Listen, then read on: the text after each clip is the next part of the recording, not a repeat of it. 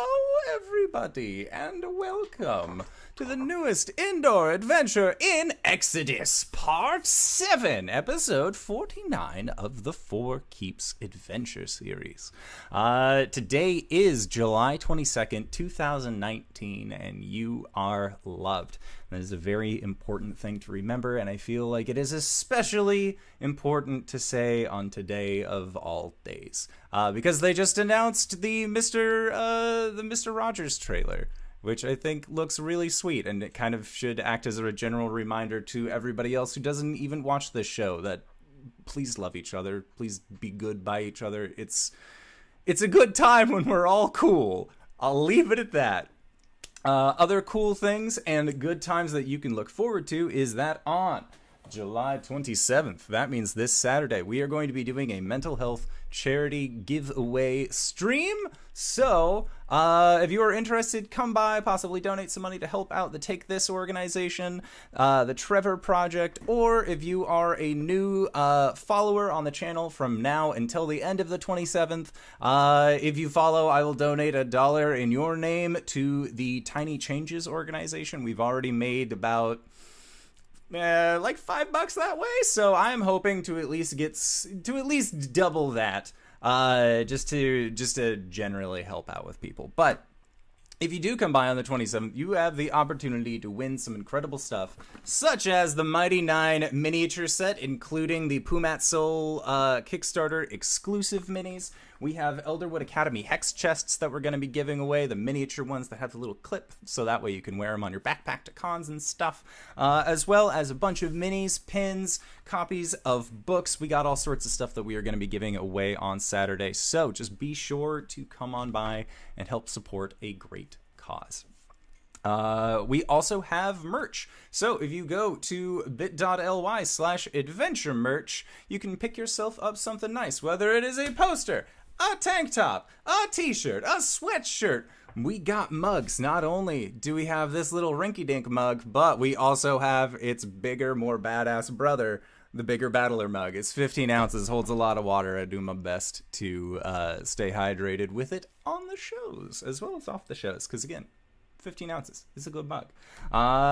We also have a Patreon set up, so if you would like to go to patreon.com/indooradventures, you can help support our show there, as well as get access to our after show that we do called Nights in the Courtyard, where we answer questions not only from each other, but also from all of you guys. So if you have any questions during the show that you would like to pose at us, feel free to do so, either directly in the chat of this stream, or you can check us out on our Discord that we have set up, which I did go back and add the join links to videos on YouTube. So feel free to join us whenever you're ready.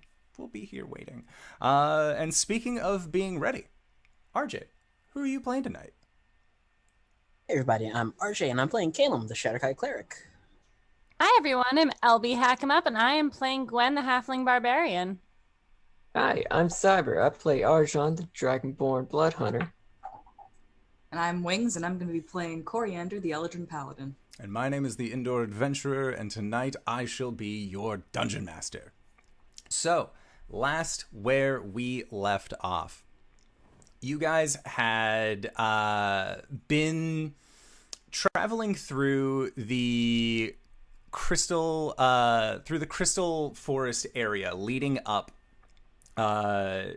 towards a destination that was yet unknown for the lot of you. However, having been separated from Coriander after she chased her old Eladrin friend Damien through a waystone, the three of you, Caelum, Gwen, and Arjhan, decided to set off in search of the solution to this crystal problem that has been kind of afflicting the Fey creatures that currently call the Hollow Lock Ruins home.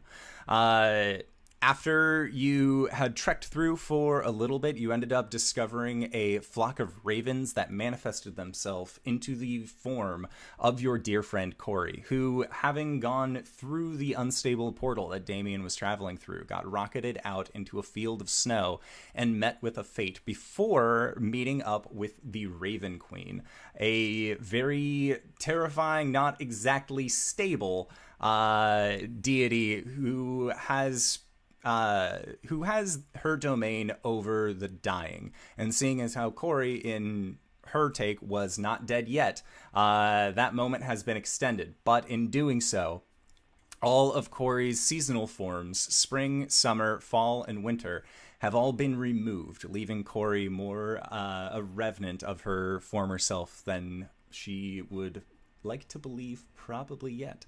However, it was then continuing on that you all decided, having experienced more of this crystalline forest, that you were going to attempt to meditate and go back to the temple. So, Cori, you and Caelum ended up holding on to each other's hands and entered into your meditative state, as you have a number of previous times, leaving Gwen, Arjhan, and Cybra alone and awake to take care of the two sleeping bodies. However, Arjhan, that is when you and Gwen saw a metallic figure chanting to himself, "Sleep, I dream of sleep." Level a sword made of with a blade made of that same deep magenta crystal.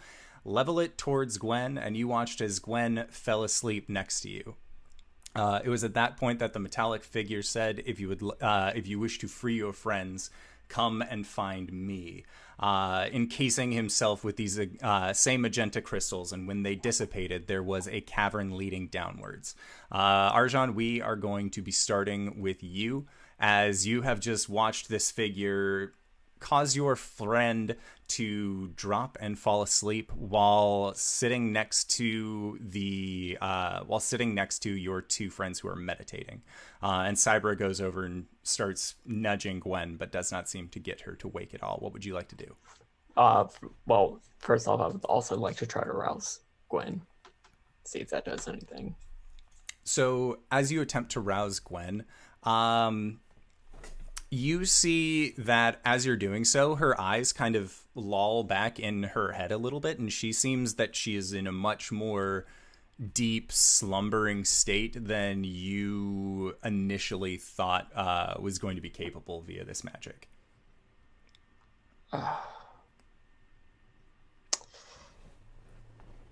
Gwen. She does not awaken. So before the crystal figure left, I did hex them. That is correct. And gave them disadvantage on dexterity checks. Yes. Cool. Cybra still awake? Cybra is still awake. It is the two of you currently awake, guarding these three sleeping figures. Well, one sleeping, two meditating.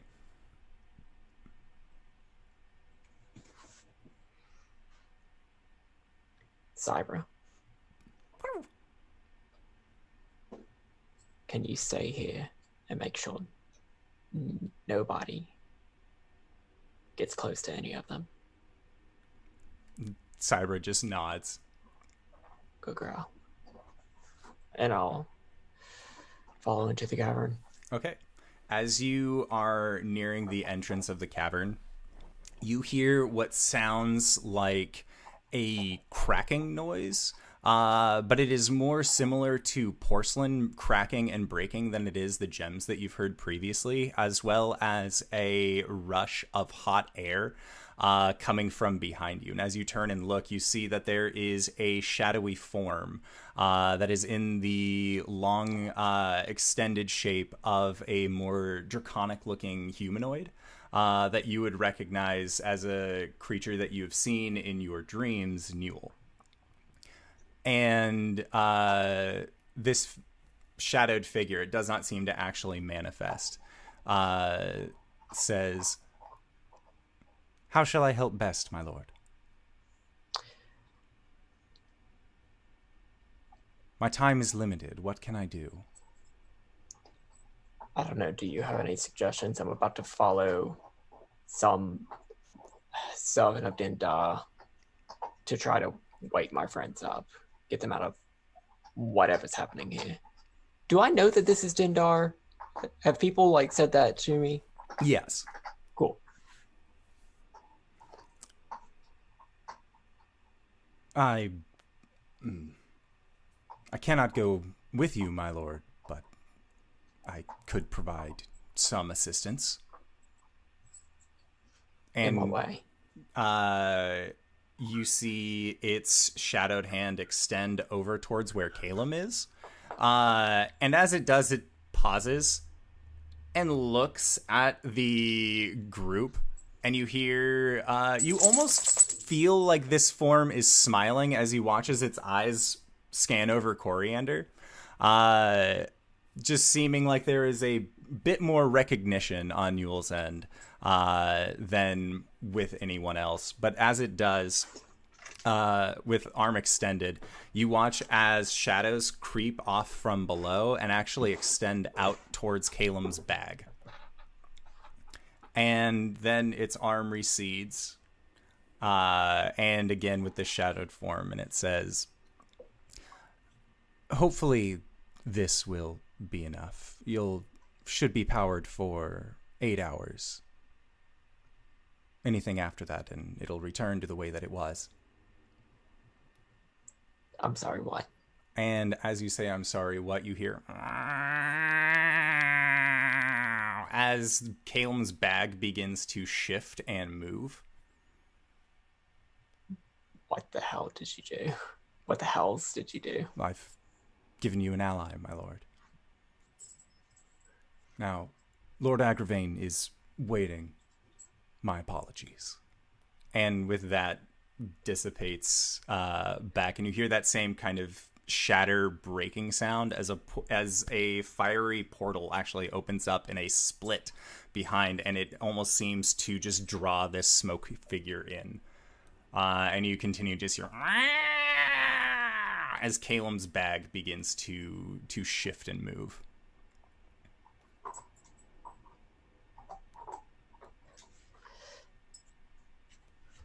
And Cybra just kind of goes over to it, sniffs a little bit, and as she does, you see that there are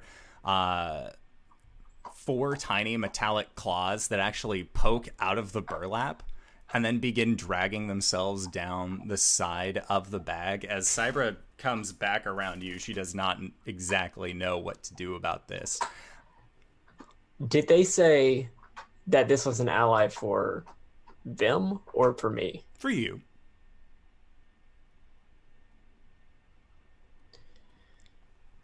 I'm going to go over to the bag and just try to grab the cat by its scruff. Okay.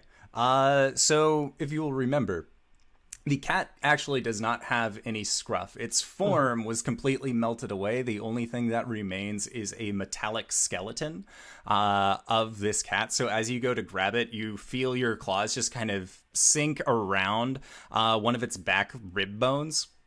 And you manage to then just kind of prop it up, and its arms are then brought up in front of itself. Its legs are kind of kicked up as well. And you just see this almost like a dark matte metal that looks like it has a greenish tint to it. And these 2 beady, fiery red eyes. There aren't actually eyes within the sockets of this creature, but instead just these 2 individual motes. And you get a strong sense of undeath from this creature as it just looks up at you and just...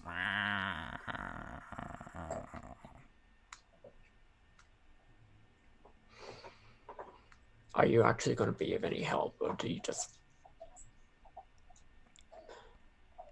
God, I'm going to have to keep an eye on you for 8 fucking hours.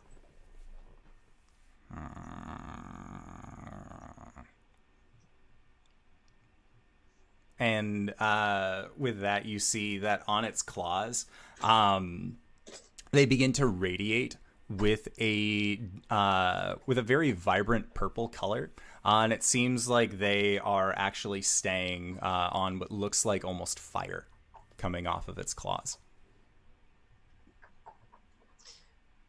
All right, come on. And I'll gently set it down. And the mechanical cat will land on the ground and then just kind of rub up against your leg, and you can just feel its mechanical bones pressing up against you. There is no like meat or fur padding on this creature, but it continues to walk sidelong with you. And then you are going to be heading into the cavern? Mm-hmm. Okay, sounds good. And Lady is currently just sitting next to your three friends as you begin your descent. Cybra. Lady is Sorry. here doing a big Yes. Yes, sorry. So Cybra is next to your friends, and that is when we are going to transition over to Cori, Caelum, and Gwen. So Cori and Caelum, you two arrived on this large outcropping that you've been on before. And as you look around, you see the large double doors for Caelum's library, as Caelum, you've seen them plenty of times at this point, and Cori, you've also had your fair share of experiencing these doors. But you see that there are these large snake-like bands that wrap around it. And normally, again, you can't necessarily see the library for what it is. But with all of these coils from this gargantuan snake-like creature, you can see that it is pressing in on the invisible outline of this structure. And you can see that there is dust coming from the sides. There is rubble kind of falling in places where, as it constricts, it looks like the integrity of this building is not actually holding up. And then as the two of you see this, there is a sound of fluttering, and then and Gwen, you find yourself in a very, very, very strange place. Cori is there. Caelum is there. It is dark. There is no sun. There is no moon. Off in the distances, you can see what looks to be tumultuous epitomes of elemental energy. There is a tornado, there are earthquakes happening, there are large fires raging, and it looks like the sea itself is just swelling beyond all belief in every direction that you look. And in front of you, you see a set of doors larger than any you've ever been able to lay your eyes upon. These doors are at least 10 times larger than you are as a person. And for every wonder that you see this large creature with scales as black as night that seem to be wrapping around this door and then extending out, almost look like they are being held back by some unseen structure. And at the top, you can see that there is this mound with what look to be two large leathery wings. Gwen draws her axe and she's just like, the fuck are we? What the hell is this place? Caelum looks over to Gwen. What the fuck? I don't know where we are. You're not supposed to be here. You're not supposed to be here. Am I in your dream world? Is this a dream world? Yes? Why is your dream world so fucking scary? It's not normally like this. Kind of, minus the... He points to the serpent. The dragon thing? What the fuck is that?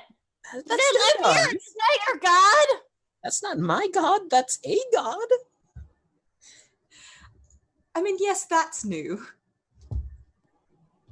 How did I get here? Wait, Caelum. Yeah. Cori grabs him. This could be a trick. How do we know that's really Gwen? Ask me a question only I would know. And Do that is dragons have when two dongs? that is when all three of you here If it's a question that you would know the answer to, wouldn't the dream version you create know the answer? Crap. Oh my god, he's right. Wait, what the fuck was that? Caelum points again. Does it sound different than the one I've heard?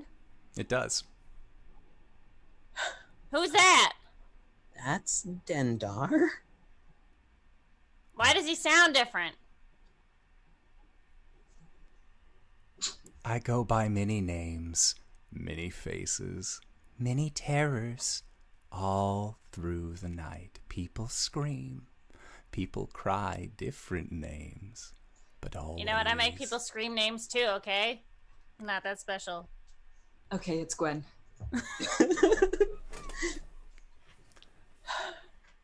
So interesting, this one.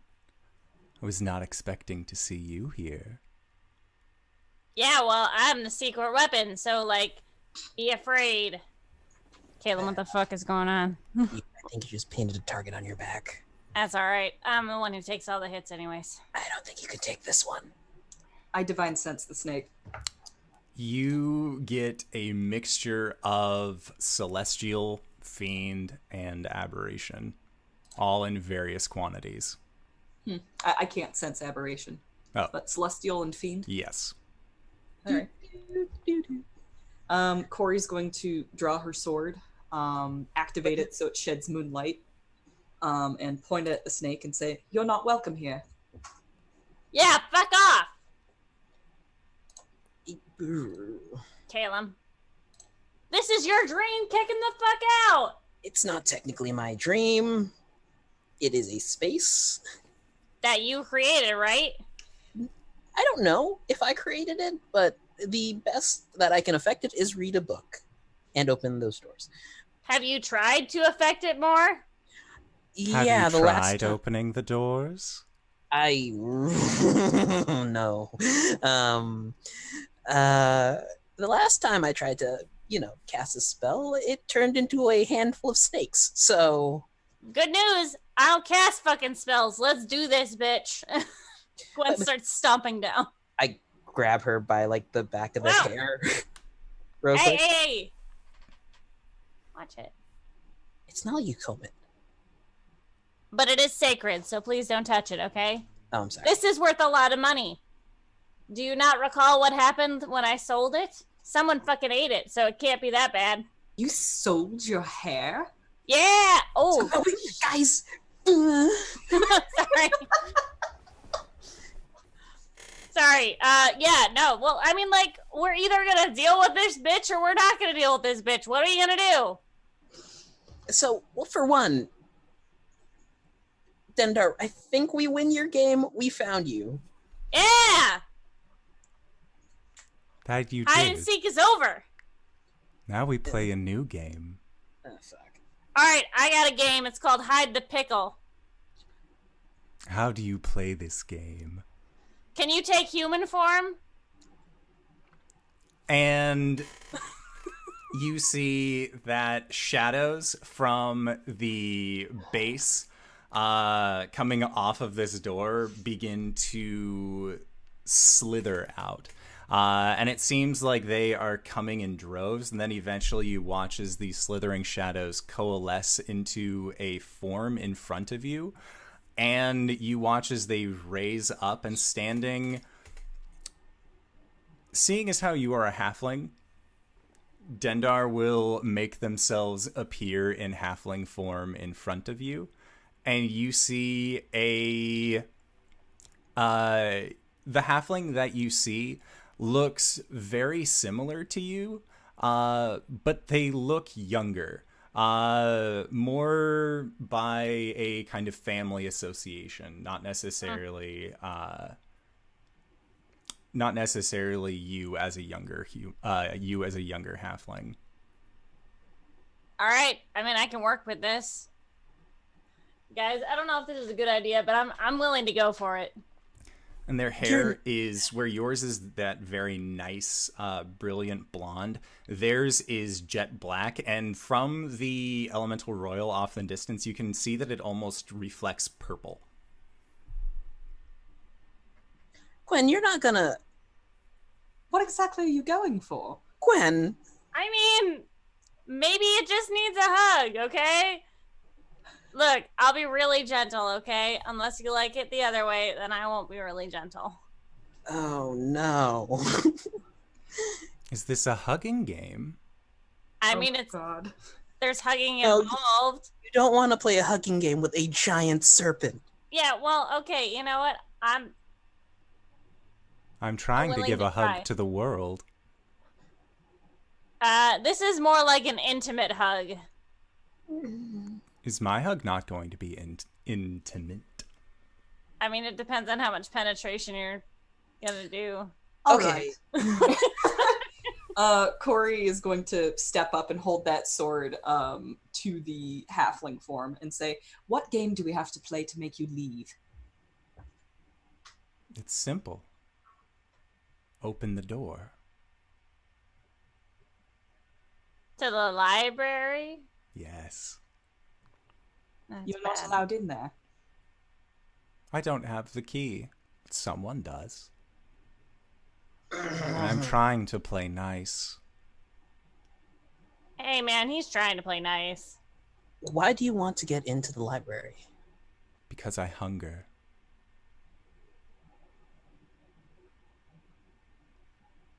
You mean For- you're thirsty? No. No. For what? The knowledge inside of it? Yes. I mean, you probably haven't seen it recently, but it's currently been ransacked. So there's not much in there. And it was ransacked by a different god who you might want to go bug for that information, right? So if it's been ransacked and there's hardly anything in there, what's there to fear from letting me in? There's some important possessions in there. You could You'd show really me. rather keep what little we have left. Yeah. I mean, if it's just like if you just want to read, I can read to you. If that's fine. No. I do not seek more bedtime stories. More tales to slumber to. A lot has happened since I've been asleep. And what better place to catch up than a library? But if you won't open it for me, I guess I'll just have to sift through the rubble. And at that, you see the large snake coils begin to tighten, and you can hear the sound of structural breaking as stones crumble from underneath its force. And as it crumbles and as it breaks, you can see for brief moments, it almost looks like your library is flickering in and out of visibility, going from visible to invisible. And from the outside, you can see that it is a marvelous structure. As beautiful as it was on the inside, so too was it beautiful on the out. And you see that even though it is glorious, much of the paint has begun to erode and flake away.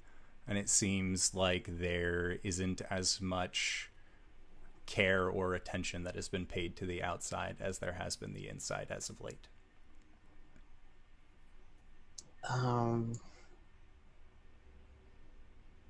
Okay, so just to confirm, whenever we enter into this trance world, we are full rested. Typically so, yes. Am I full rested right now? You do not find yourself to be. Cool. I have one level 1 spell. Gwen's gonna look at Caelum, who I assume looks very distressed in this moment. Yeah, he is panicking. He's pulling out his staff and the snake head activates, thinking about it. Yeah, all right, okay, Okay, stop, dude. Stop, dude. To the halfling in front of her. Look. From my understanding, this temple is like big news, right? It's a big deal, right? You want to get in, you want to read some books so that you can give the world a hug, right? I never said I would read. Oh, you're gonna oh. Well, I am hungry. Very if you want hungry.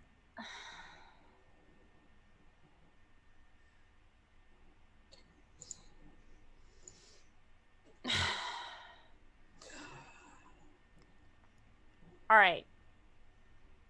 How do you absorb knowledge? You eat it? And you see a very thin smile form on his face. Yes. In How a much sense. knowledge do you need? All of it. Every You're last bit. You're gonna eat the world? Yes. But you can't get to the real world, Not yet. right? But soon. All of those scared creatures running about. It was delightful. Came here looking for home. So sure of themselves, just like this one. And he looks over towards you, Cori. Says, just people trying to find a space away from the cold. But your kind fear winter like none I've ever seen, and that fear,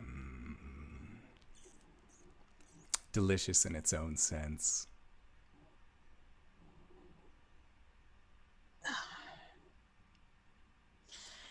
You know, if I'm gonna die, I'm okay with dying saving the world. At least from this one thing. At least other people know about the fucking star. She like takes her. So Well there said, isn't Gwen. really going to be much of a world left. Cori just looks like angrier and angrier as Dendar was saying this. And she says, well said, Gwen. If you like fear, she's going to flip her sword so that her holy symbol is showing. And she's going to say to Caelum, Dendar isn't welcome here? No. You are not welcome here. Leave. And she's going to try to turn him. Okay. Oh yeah, I have that ability too. In this moment, Gwen is gonna stomp her foot and her axe on the ground at the same time, and she's gonna go into a rage. Your first mistake was entering my domain.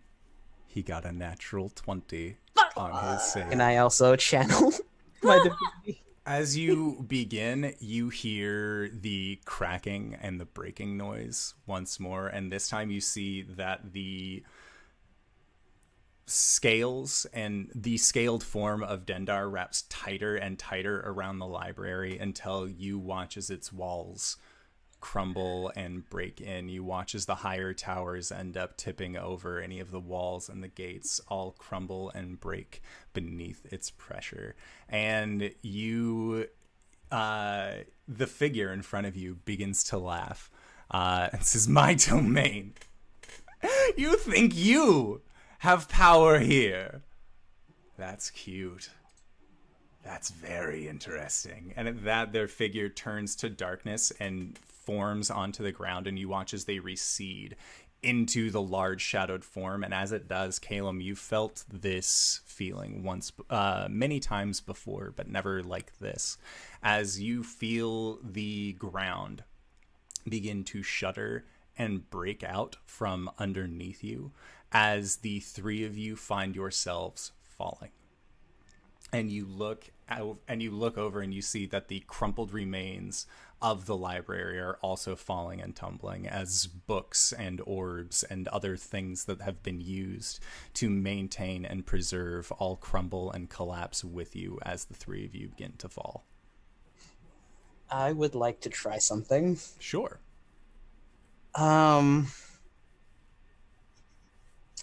As they're falling, Caelum is going to yell to Gwen and Cori to trust him. And he's going to use Command Awaken on the two of them at level 2 to try to wake them up. I'm gonna fight this. Gwen is 100% gonna fight this. Okay. I trust him, but I'm not gonna leave him alone. Not my baby boy. You also will get your bonus from being near Cori. God damn it. So D4? Yeah. No, you. Her charisma modifier gets added to your saves because It's a of plus paladin 3, thing. right? Yeah. So what am I making? Will save DC. That's not a thing in 5th edition. Your Pathfinder Wisdom rules save. out of here. Wisdom save. All right. DC 14. If I'm reading this right. All right, I rolled a 12. What's Plus Cori's modifier? 3, right? Yeah. So Gwen, you succeed. Damn it. And Cori, what are you up to? God. I literally don't know what she would do. Because, for one thing, she's falling again, and that's super scary. Yeah, it's been less than 24 hours, and already 2 falling bad times have occurred. Yeah, that's true. But also Caelum just told her to trust him. I think that in this moment, she really does want to wake up. So yeah, I think she'd choose to fail this. Okay. And you feel the sensation of your body waking up, and you can start feeling that, okay, this is the transition between sleep and awake. And there is from your eyesight, there is a flash of that magenta color, almost like in the same way as when you get hit in the back of the head and it's that flash of white, but instead it is this deep red, and you hear a giggling sound. And you open up your eyes again and you are continuing to fall. Well. And Yep. as you all continue to tumble downwards, you see as the rubble and the remains of the library begin to shift and move as you fall, and you feel a sense of gravity take hold on you as you begin to lessen your descent. And the 3 of you find yourself standing in an extended hallway made of very, very darkly colored stone. You can see that there are symbols to saloon that are marked along the walls, and you can see that there are braziers set up. Cori and Caelum, the 2 of you recognize the kind of make and layout of this general place. You are once again in Caelum's memories. Guys, he's the god of nightmares, right? He wants us to be afraid. We're not running from this. We're gonna fucking fight this guy. Caelum's looking around. What? What is this place? I think it's one of mine. Your dreams? No. It's a memory. And as you say that, that is where we are going to transfer back over to Arjhan. So, Arjhan, you and this mechanical cat creature are descending into this magenta crystal cavern that has opened itself in front of you. And as you descend downward, you get maybe 20 feet in or so. And that is when you hear the sound of metal. It sounds almost like metal bars are being put into place. And as you hear that sound, it is actually accompanied by one other noise, a noise that you have not heard for years. And it is a voice that you wish that you would prefer never to hear again. And that is the voice of Kodeth, a particular blood hunter whose face that you had partially melted off.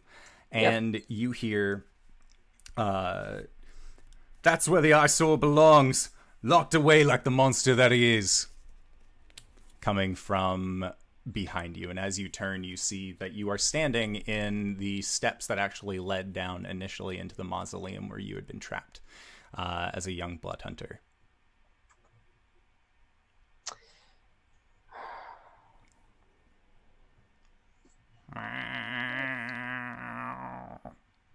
Cat just kind of looks up at you. Are there any exits? Also, whenever I go in here, I'm lighting my crossbow. Okay. So, looking around, the only exit that you see is the one that had been sealed off. This is very much a replica of the area that you had been in previously, but whereas previously, while you had been in this situation, you remember that there were only 3 of the stone coffins that had been set up to kind of honor the dead, keep them in check. However, this time there are 5. And as you look at these 5, you realize that each one upon it actually has what looks to be a different symbol. There is one symbol that looks like it is the face of a dragon. There is another symbol that looks like it is a raven. Another that looks like it is a sword behind a sun. And then you see another symbol that looks like a great axe kind of on its side. And there were 5? And there are 5 of them. The 5th one does not seem to have any markings on it. Are any of these coffins analogous to the one that I would have gotten the wine flask out of? Looking around it, the one that would have been analogous to it would have been the great axe.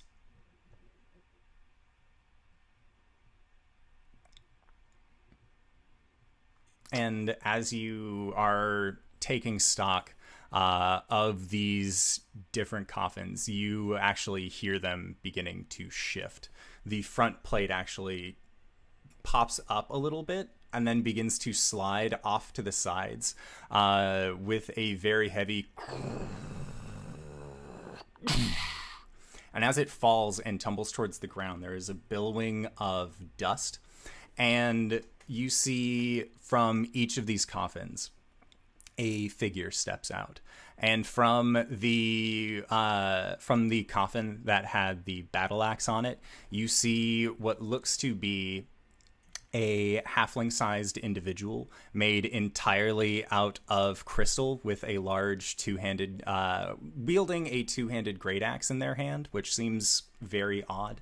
You see the coffin with the raven break off in a similar fashion, and stepping out from behind it is a tall elven-looking individual, also covered with these crystals, shield at one side, spear in the other. From the sun and sword, as that falls off and crumples down onto the ground, you see a tall, what looks to be female, what appears to be more of a feminine form, also generally looks like it has elven features. Make a perception check as this one comes out. 16. You notice that this individual still has some tattered robes on them, or not robes, but more of like a tattered jerkin, possibly what it was wearing from before. You're not necessarily sure, but you see that it actually has a blood hunter symbol on the cloak, and it looks like it is a blood hunter of the Sanguine Order.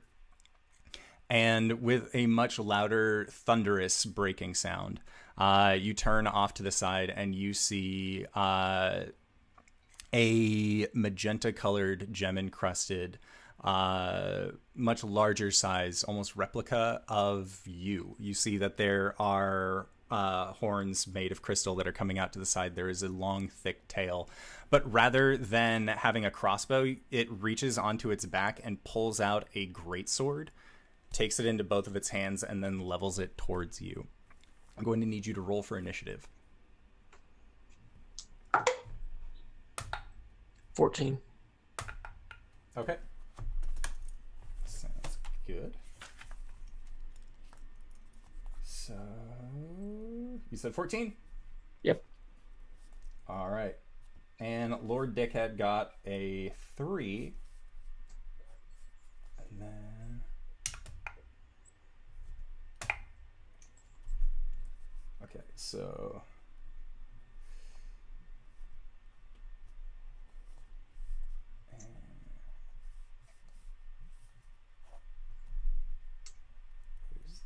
Oh, that's not a number that I needed to write down. Oh, hi, cat. My good sweet magic says hello, but you can't be on the desk because that's the rules, kid. She steps on keyboards. It's not a good time. But first off is going to be the large form that had the greatsword, and it is going to level it towards you. I need you to make a wisdom save.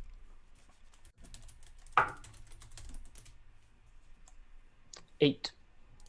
Okay. So, that is going to be a fail.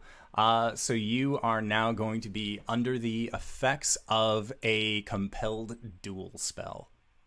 As this creature is going to attempt to force it to fight with you. And then, as that is a casting time of a bonus action, it is going to then run up and with a sweeping motion try and cut into you, or at least more towards your center of mass. That is going to be a 24 to hit. I don't think it hits. No? No. All right. And then it is going to be 8 points of... sorry, not 8. Yeah. 9 points of slashing damage. Okay. And it is going to make a second attack with this greatsword. Does a 13 hit? 13 does not. Okay. So that is going to be it for his turn. Next up, you see the figure with the shield and the spear raises its hands up, and as it does, you see that there are 3 motes of energy that actually appear above it, and these motes then turn into magenta crystals and then race towards you as this figure is going to be casting magic missile. So that is going to be... Wow. 6 points of damage as it rolled min on every missile that it fired. Okay, that's fine. I still have hit point. All right. So then next up is actually going to be your new mechanical feline companion. And it is going to look at you, look at the figure that you're fighting, look over towards the other 3 individuals that are still standing to the back, and you see its lower jaw actually extend down, and what looks to be a valve or a faucet, a barrel of some sort, actually sticks out from it, and you see a red bead launch into the corner of the room and then explode as it casts fireball. Managing not to get you, but you see that it is hitting the halfling and the 2 elves. So they're going to try and save. It was actually your caster who did the saving, which is good. Oh. That dice is also gone forever. Why does this keep happening to me? Yo, I'm so fucking stressed right now. The kitten didn't help. Should I bring her back? Oh boy. She's purring. Aww. Hi. and it is going to do a total of 35 points of damage from the fireball. So you watch as the small halfling-sized figure brings up their hands and is completely washed away. The figure that had the shield and sword, the more elven-looking female, also tries to hide behind the shield and is completely washed away from this. And then the figure with the spear and shield that had raised it is only going to be taking half, but is significantly weakened by this entire endeavor. Arjhan, it is then your turn. So I'm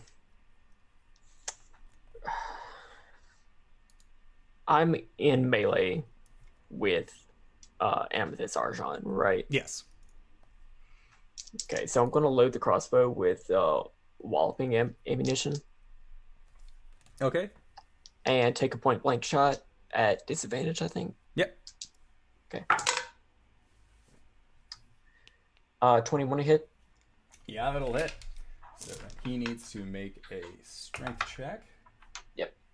And that is going to be an 18. That beats 10. He is not knocked prone.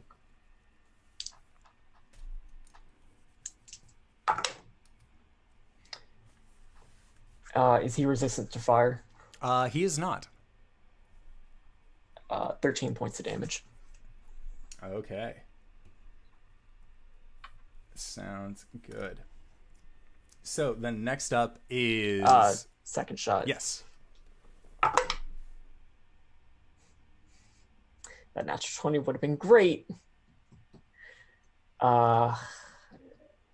It's 4 minus 2 plus 8, 10. It's not going to hit. No. So, do you have a bonus action? Nope. Okay. Wait. Yes. Yes, I do. I'd like to healing word myself. Nice. Then would you like to use your reaction? Or is that, can you cleric order yourself? I will look that up really quick. Okay. Because this is important. Voice of authority. Whenever I target an ally, I don't think yourself is considered an ally. I would consider yourself an ally. Facebook says you can't be friends with yourself, but man, fuck it. Love yourself. Love yourself.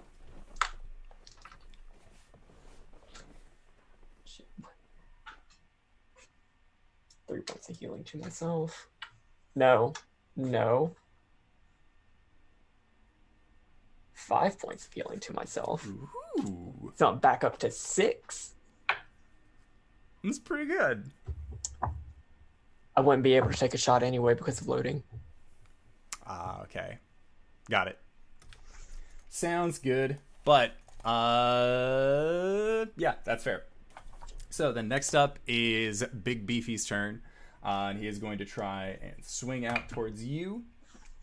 A 14. No, that does not hit. Second attack. A 21. Yeah. Okay. So that is going to be for 8 points. Arjhan's down. Okay. Sounds good. So you end up going down.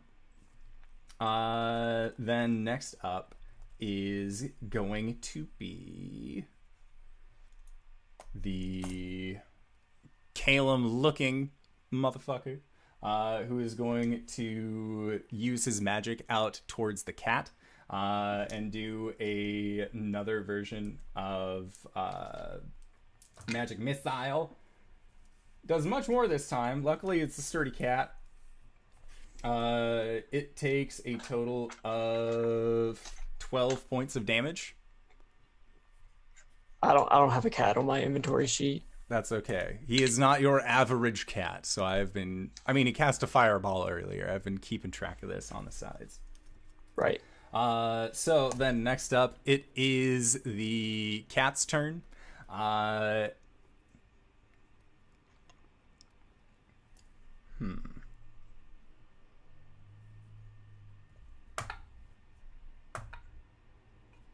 Okay. Because you cannot see it, I don't want to describe what happens, because I feel like that would be a little cheaty. That's fair.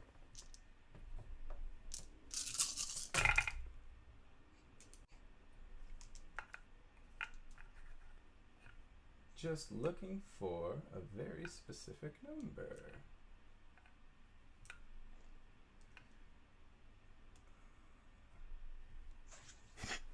All right, so Arjhan, you end up getting nudged awake by this mechanical cat, and when you do, you smell ozone, and you can see that there is a singular scorch mark that looks like it is connecting the wall. And this cat actually has electricity currently that is coming off of it. As it seems like it used some sort of additional magic spell to rid you of these two interlopers.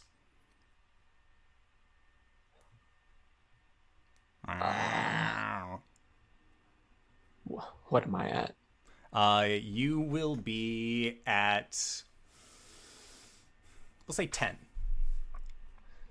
Okay. Hex is down too. Yes. Cool.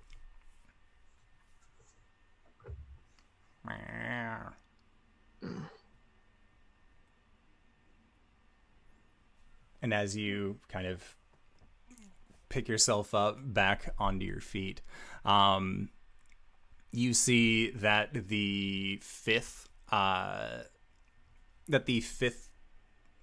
coffin also opens and then falls forward, but rather than a figure coming out from that dust, you see it actually is a hallway that extends downward. And you just see that it kind of leads you further deeper underground. All right then. Like, get up, pop something into place, and keep going. Okay. And as you are continuing your way down this hallway, you see that the stone beneath you, as you are walking, begins to twist. And it looks like your surrounding environment is actually changing from this stonework that you had been familiarized with, and again turns more into that magenta crystal. And as the road, as you watch it, it looks like it begins to spiral, almost like you would be walking on the walls or walking on the ceiling as you go, but you feel your sense of gravity staying in a singular place. And as you continue forward, you see that etched into the crystal in very jagged lettering that looks like it was carved in possibly by a much larger utensil than you would normally use, like a sword or an axe. You see the same message scrawled, repeating, also twisting down the cavern, that says, "To sleep, to dream, to sleep, to dream, to sleep, to dream." And it looks like it just continues onward. Okay, if at all possible, he's going to try to not look at it and not read it. Okay. Yeah, But, you can actively keep focus going. on maintaining a focus ahead. Make a survival check as you do. Blood Hunter bullshit or no? No. Okay. Natural 20. Okay. Yeah, you manage to maintain your vision straight ahead, undeterred by the writing on the walls. Then we are going to go back to Caelum, Gwen, and Cori, as the three of you find yourself in this hallway that leads, you aren't entirely sure. This is either, for you, Caelum, a section of the temple that you were never allowed into, which happened to be quite a few of them, or this is somewhere new and you're not necessarily sure. Caelum like takes his hands and like rubs his eyes with like this very long sigh.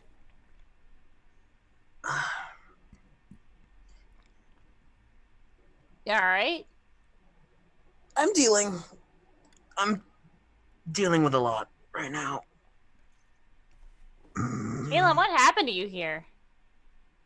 You never talk about it. Here in particular, I don't know because I was never really allowed outside of certain areas. A lot of bad. A lot of bad. He takes a step forward. Okay. And as you take that step forward, you see that the hallway almost extends in front of your vision, doubling in length. And as it does, the three of you hear a bell. Just a very light chiming. And that is when the three of you hear, now we've started our next game. It's going to be a race. Who can find the end first? Very important prizes at the end. If Caelum looks back, does the path extend behind them as well? Or It does not. There is just a stone wall. Which, when you had gotten here not 5 minutes ago, there was a hallway that extended that way.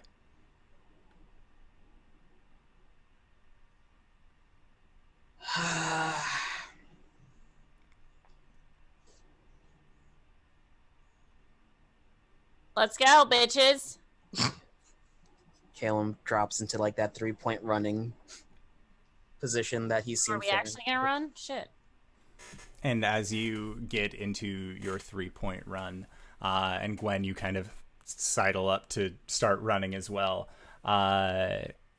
you hear, on my mark, get set, run. And as it says that, you see that there is your shadows that are cast upon the ground just shoot off much quicker than you guys are actually running, and you see that they are making their way down the hallway as well, kind of moving from the ground then up onto the walls, seeming to be running at their own pace, racing downward. The three of you are chasing after?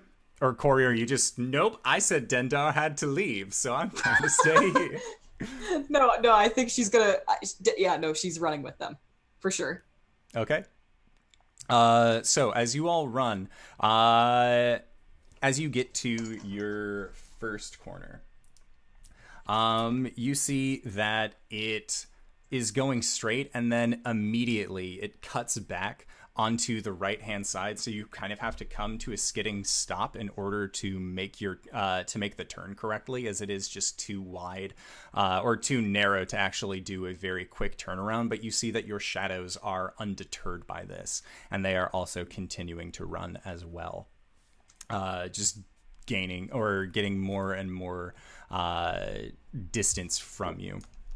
How would you guys like to try and catch up to the spirits, if in any way possible, as you see that you are just kind of running down this hallway, but you're not necessarily sure where it leads to. But these shadows along the wall are running again with much more certainty than you are. During one of the straightaways, Caelum's going to fire a sacred flame down the hallway, like straight through the middle, to try and like warp the shadows. Okay, make an Slow attack them roll. down. Yeah, first time doing this one. Does a 14 plus 17. Oh yeah, that'll totally hit. So yeah, as your sacred Oh, flame... I'm sorry. Sacred Flame is a Dex 14 save. Okay. Let's see it. They fail.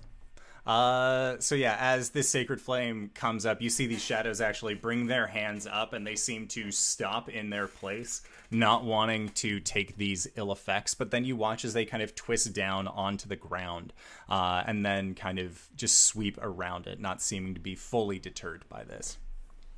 I would like for everybody to make Constitution saves as they continue to run. +3. Gwen is going to attempt to control her shadow. She believes she has control in this dream. So that's what she's going to try and do. Make a wisdom check. Actually, how is Gwen doing this? Gwen is going to, how would Gwen do this? She's going to reach down and grab the shadow that's coming out from under her. Like, as she's running, she's going to swipe down and grab it and try and roll it up like a piece of cloth. Okay. I rolled a 17. Okay. I was going to say you could add your intimidation bonus to it as well, depending on how you were going to go about it. But a 17 is fine. Gwen, or Cori and Caelum, as you two are running, you watch as Gwen just leans down and grabs the tail of her shadow and actually seems to rip it up off of the ground and quickly just begins binding it around her arm. It is the most 1920s cartoon bullshit that you have ever seen in this reality, but she's doing it. It seems like this is actually working for her. Whatever works. Whatever works. Yeah, for sure. Also, I'm faster than you guys, so... No, you're not. I am. Not Caelum, because he has the mobile feet. That's right. He is 40 a feet, boy. baby. Look, you guys He's told him slightly a lot. faster. Get better at running away. So he You're did. probably much faster than I am. With that thought in mind, if at any point we ever pass any of the shadows, Coriander is going to head up to the back of the pack and use the moonlight from her sword to fend off the shadows. And keep Cordon them off the passing us. hallway. Oh, sick. Okay. So, Cori, as you guys are, again, just kind of winding back and forth through these hallways, and eventually you see in front of you, after you finally manage to get ahead of these shadows, just by ever so slightly, that there is what finally looks to be a room that is opening up towards it. And Caelum, you can see that resting on a large podium is the blue velvet book that has the 7 stars of Saloon on it, that you know to be basically your instant messaging app with your deity whenever you have gone to the library. This is the tome that you have used in order to communicate with Saloon. And Cori, you manage to finally get ahead of these shadows, and you turn back and you cast your moonlight spell, and it fills the entirety of the hallway. And in this moment, you are filled with feelings of courageousness and victory as you have cut off the shadows that have been falling behind you at this point. But as you do, you look down, and the bright vibrance of the light shedding from the moonlight spell is now reflecting at your backs, casting long shadows in front of you. As these shadows very quickly just fly past the 3 of you and actually seep into the room. And as soon as they enter the barrier for this room, you hear that same bell jingling once again. I won. And it was all your friends' help is the right word for it. You know what? No, you didn't. You didn't win. Because I say you didn't win. Because I have control over this bitch. Just like Caelum has control over this bitch. Right, Caelum? He's staring dead at the book. Caelum! She's gonna punch him in the knee. Ah! Take fucking control! And as you say that, you watch as your shadows turn into longer, thinner forms along the ground, and they begin to wreath up the side of the podium. And you see that there is a much larger shadow actually being cast along the back wall as well, and it looks to be a large snake's head. And you can see that there are 2 immeasurably sharp-looking fangs, and its mouth extends outward, and you can see it with its jaws open against the wall, but your book is in the middle of its jaws. How far is it Caelum makes a dash for it.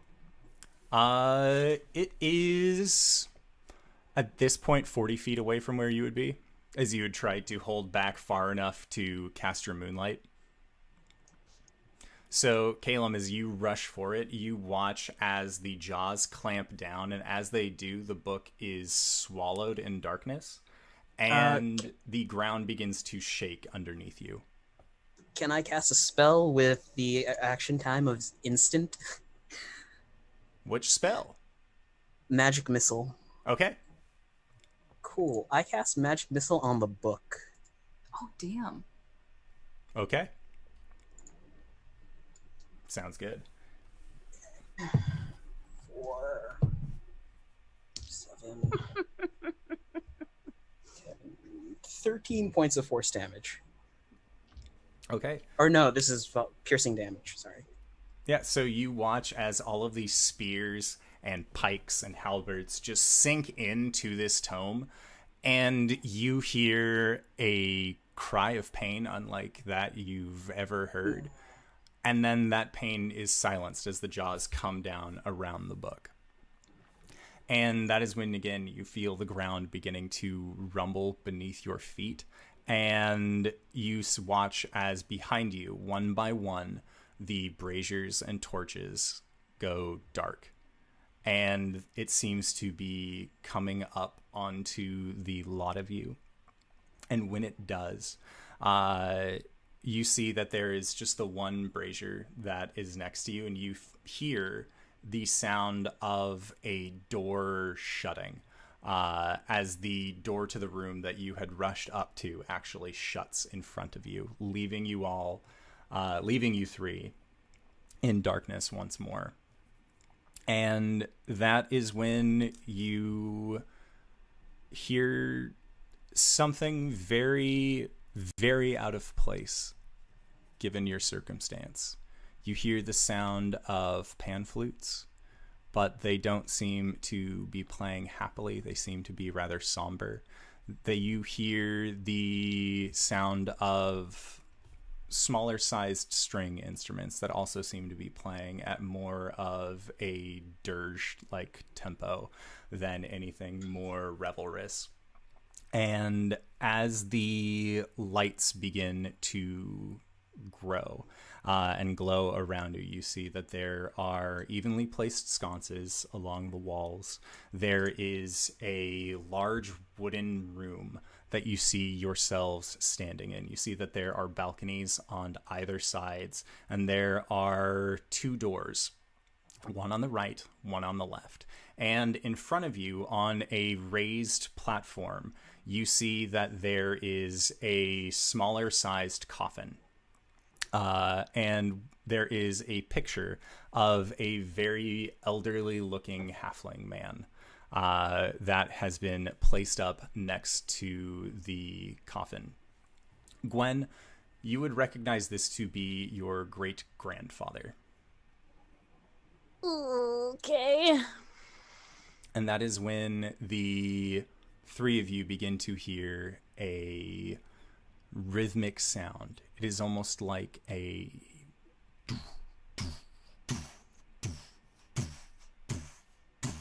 but then it sounds like there are dozens of these sounds being made, and then hundreds almost. And with a loud slamming, you watch as one after another, marching in single file, is a halfling, dressed all in very dark colors of mourning. And you watch as one by one these halflings come in from each of the doors and begin to file in to the center room. And you watch as these balconies are also filled with these more morose dressed halflings.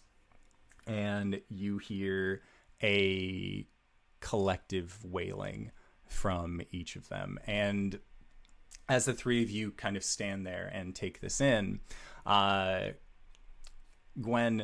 one of these figures comes up towards you and reaches their hand out and says, "I'm so sorry for your loss. He was a great man." Gwen is going to look at this halfling and then look at the coffin. And then she's going to take her axe off her back, and she's going to throw it into the coffin. Okay, make an attack roll.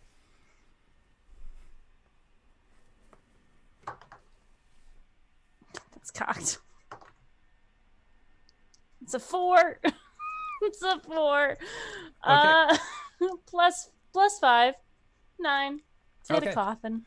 So you go to throw your axe towards this coffin, and you watch as it quickly sails through the air, and it seems like it actually is getting close to where you want it to hit on the coffin, but as it connects, it actually connects at the top part of the hilt, where in between where the blades meet, and it hits along the side of this coffin, and you watch as it rocks backwards and then rocks forward, and the coffin actually tumbles out, and you see this frail, older-looking halfling's body actually spill out onto the ground. And you hear a collected amount of gasps and communal shocks as people are so aghast at what you've done. And you Gwen, Caelum and Cori do not hear this, but you begin to hear whispers and side notes from the other halflings who are there, saying all sorts of nastier things, more directed towards you, such as, Urian is so unlucky. Why did it have to be her? And then others that say, did you see the way that she was covered in mud coming into the market yesterday? And they all seem to just kind of be more directed towards you. And from the corner of the room, you see your father and you see your mother. And your father is rubbing your mother's back as the two of them just seem to sob and wail uncontrollably. And then the room seems to shift, almost. There is no longer this center focus on the coffin, and everyone else seems to fade away from the room, except for you, Caelum, Cori, and your two crying parents. And that is where we are going to go into our break for the evening.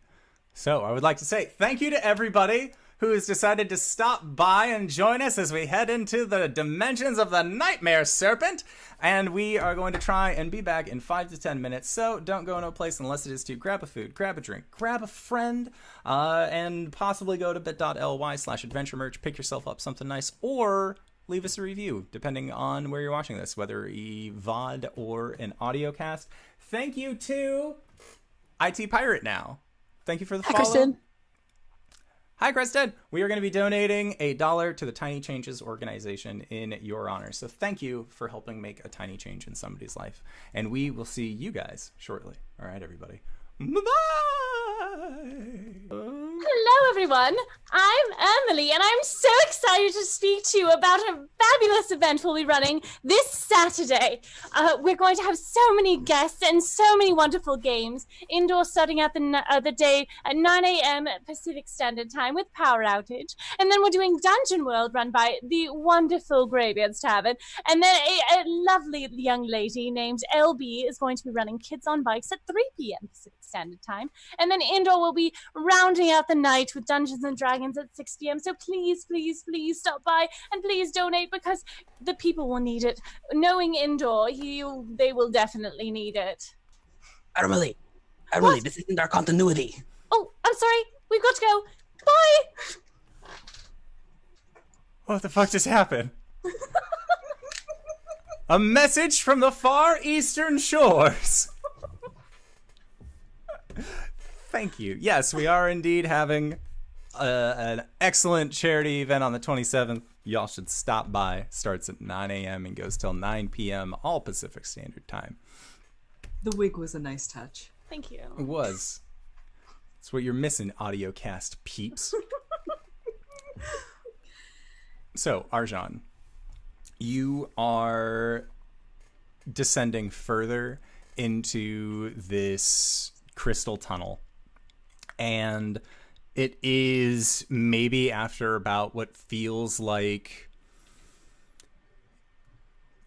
closer to 5 minutes, but you're not sure if it was closer to 50 minutes, 5 hours. You aren't necessarily sure how long you've been walking, but you've known that you've been able to keep your vision straight. You have not been detracted by these walls or anything else like that.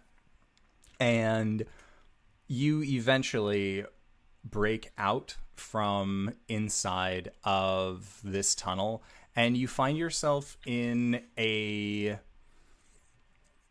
is a serene moment, almost. As you break out of the crystal, there is grass and dirt beneath your feet. There are trees that are in full bloom, and it doesn't seem like there is really anything wrong with this scene compared to what you've seen before. And then you feel something kind of pass through you almost. And as you look over to see what happened, you actually see that there is a fight that is currently going on. And you watch as this tall, metal-covered individual seems to be fighting off a woman who stands maybe 7 feet tall. She looks human, but there seems to be a lot wrong with her. You can see that there are stitch marks of different patterned skin that are along her neck. You can see that that's kind of worked into her arms, and she has a much more vacant expression about her face. And she looks like she is wearing the garments that you would expect to see on the wife of a priest, not necessarily a layperson themselves, but she seems to be attacking this metallic figure. And from the combat that is going on between the two of them, you hear ha ha ha ha ha ha ha as this metallic figure continues to strike. And it sounds like there is no change in his inflections or tones. And as you get a good look at this metallic creature, you see that as it moves and extends its body, where normally you would see chainmail underneath, you see that it is a very dark colored wood. You can make a history check if you would like. Okay, this wouldn't be my primary focus. I'm still looking for pathways. Yeah. Further. Yeah, this is kind of just along. This is sort of happening to your side as you continue to maintain your focus. Okay, history is 12. Because of your proximity and general dealings with people who kind of come and go, you have heard of creatures like this. Typically, they are found within the floating city of Vascor. These are known as Warforged. And typically, they are a means of anti-magical defense. But it seems like this one was built with a different purpose in mind. And as it continues to strike out against this tall woman, eventually you see its sword ignite above its head, and then it just begins to swing wildly towards this woman. And as it does, she brings up her hands, and you watch as sparks and flames shoot off from his blade and actually land in piles of grass and piles of dry brush that are littered around where the fight is actually occurring. And you watch as flames begin to then billow up around the two of them. And they don't seem to pay any mind towards you, seeming to be focusing in on their conflict. But you watch as the trees themselves begin to catch fire, and you watch as the forest begins to burn around the two of them until eventually you see that there are just these charred trees with that is just covered with these flames that are just wreathing high up. It seems to create a canopy overhead. And eventually, these flames don't seem to take hold of you at all. And what you see is that through the midst of these flames, eventually, there is a moment where the tall woman lays on her side, and you can see as this greenish colored specter seems to rise up out of her and then shoots up towards the sky. And at that, the Warforged leans back and then continues this monotone laughing. And as it does, and the flames wreath around him, you eventually see that he bursts outward.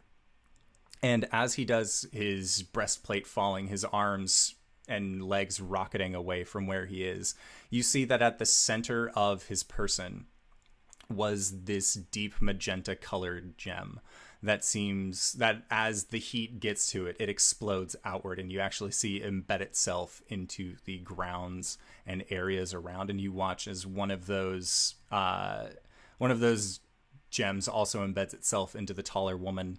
It embeds itself into the ground below, and you watch as then the fire turns into this gem that you have grown accustomed to.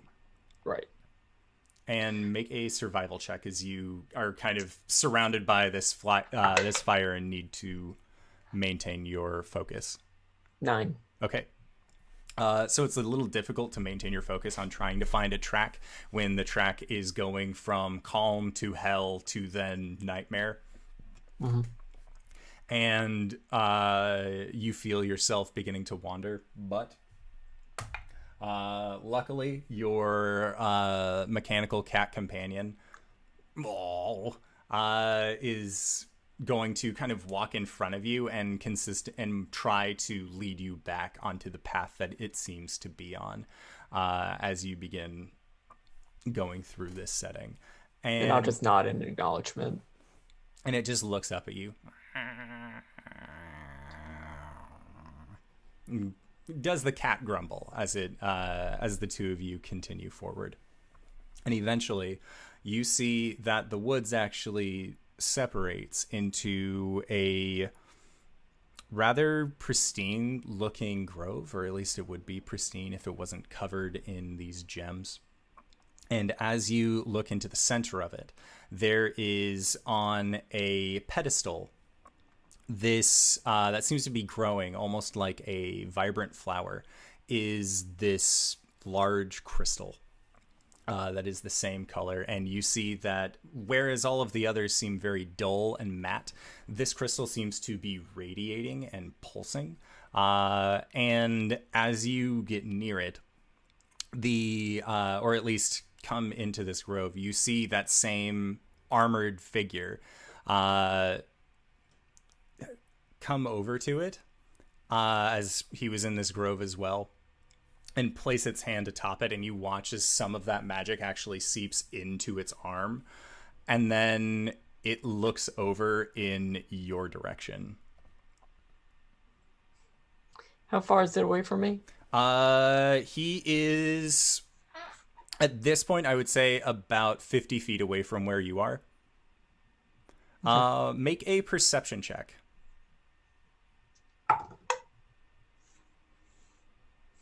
10. Okay. So as you look at this creature, the areas and spots where normally, again, you would expect to see some kind of wood now on its underlayer, you see a vaguely like muscle flesh textured material that seems to be holding it together.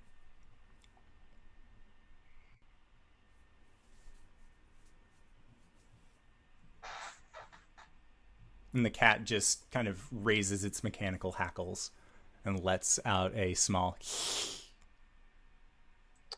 I'm just going to load the crossbow with the walloping bolt.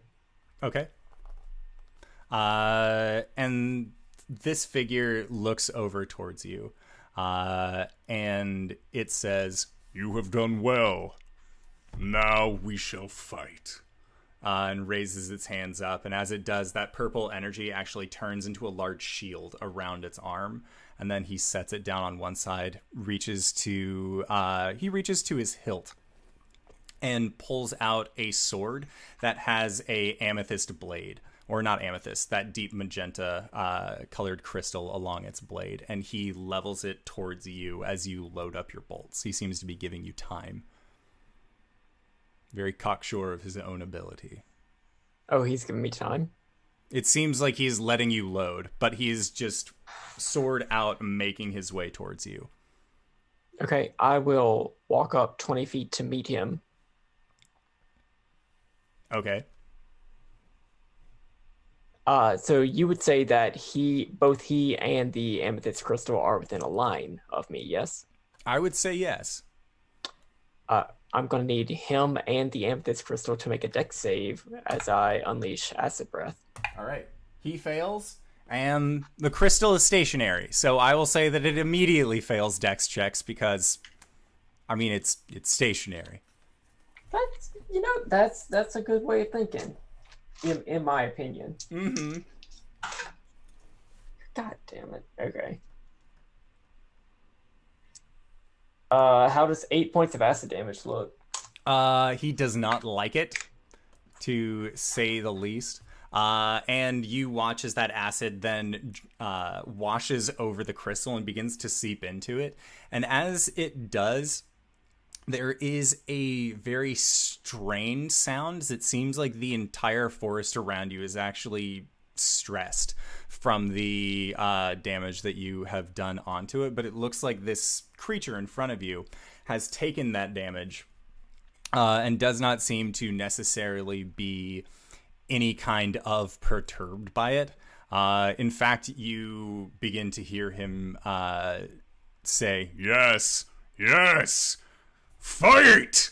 And he just keeps his hands up and he just continues to try and attack you. And it is going to be his turn now.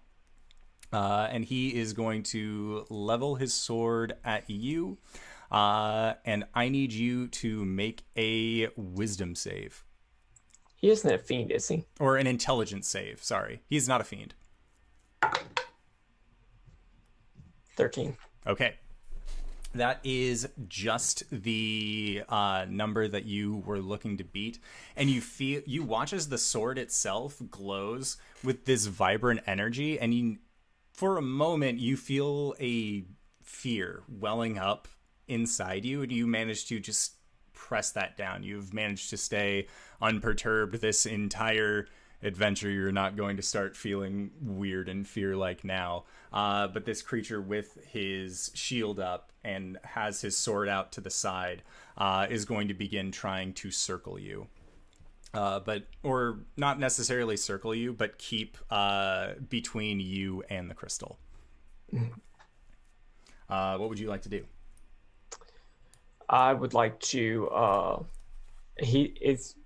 Would this be considered point blank? Yes. All right, let's roll for initiative while we're here.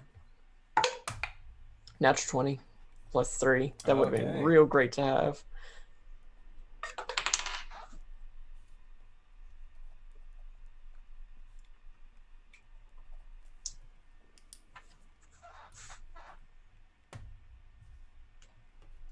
Alrighty. So, your cat also actually got a natural 20. My dex is plus 3. All right, so it had a +2, so you're going to be going first on that.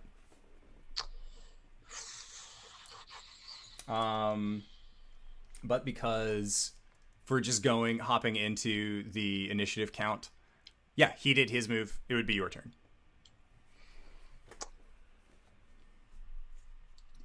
I want to take a 5-foot step back. Okay. He's going to be making an attack of opportunity against you. Mm-hmm. And that is going to be a 21 to hit. God damn it, yeah. Okay. And then he is going to deal The risk I took was calculated, but damn, am I bad at math. It is going to be 8 points of slashing damage. And then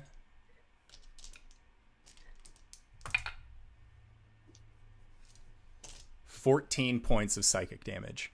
I'm down. All right.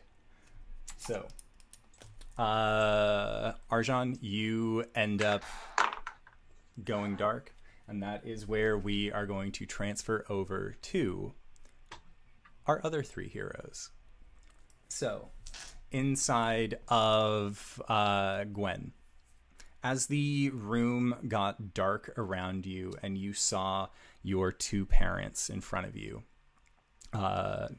crying, just absolutely wailing, you see that the room gets a bit of light until eventually you can start seeing that there are walls. There is a higher ceiling, at least by halfling standards, in this room. You can see that there is on the left-hand wall, there is a cradle that is set up, and it has blankets that are still folded.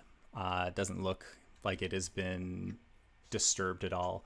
You see that along the back wall, on top of a shelf, there is a small set of foot wrappings that look like they are unscuffed, that they don't have any real wear and tear on them.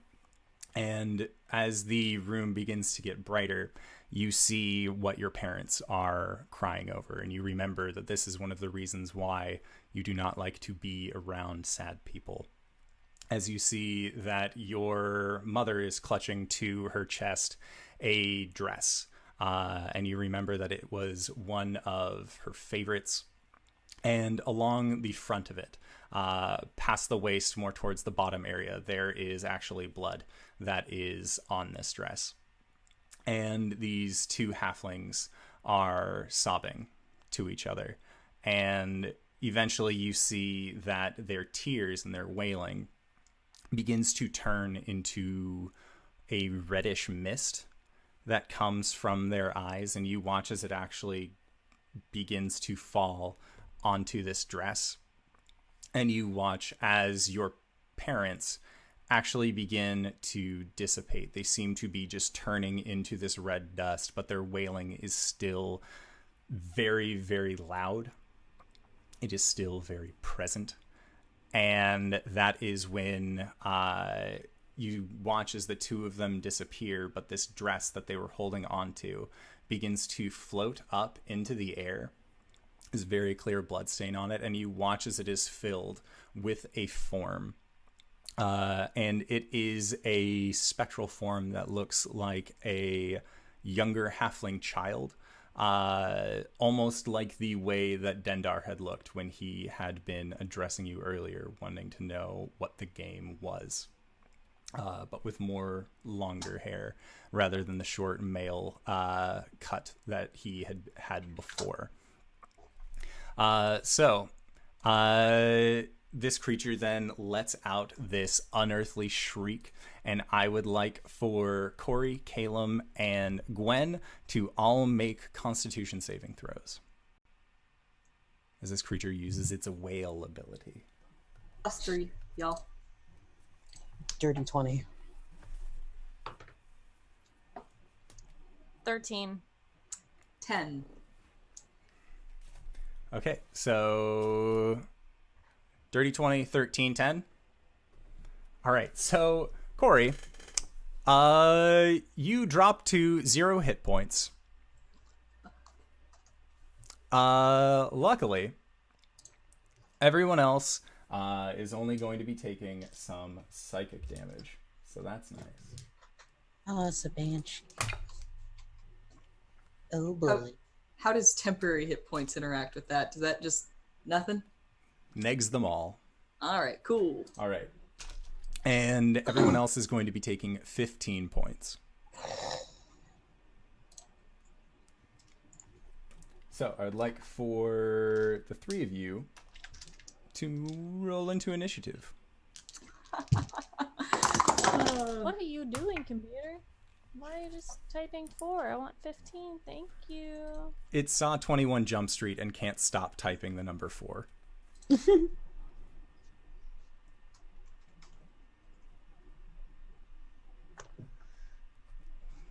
Okay, so Cori. Going to be a 7. Ow! Gwen? Stop it. 16. And Caelum. 15.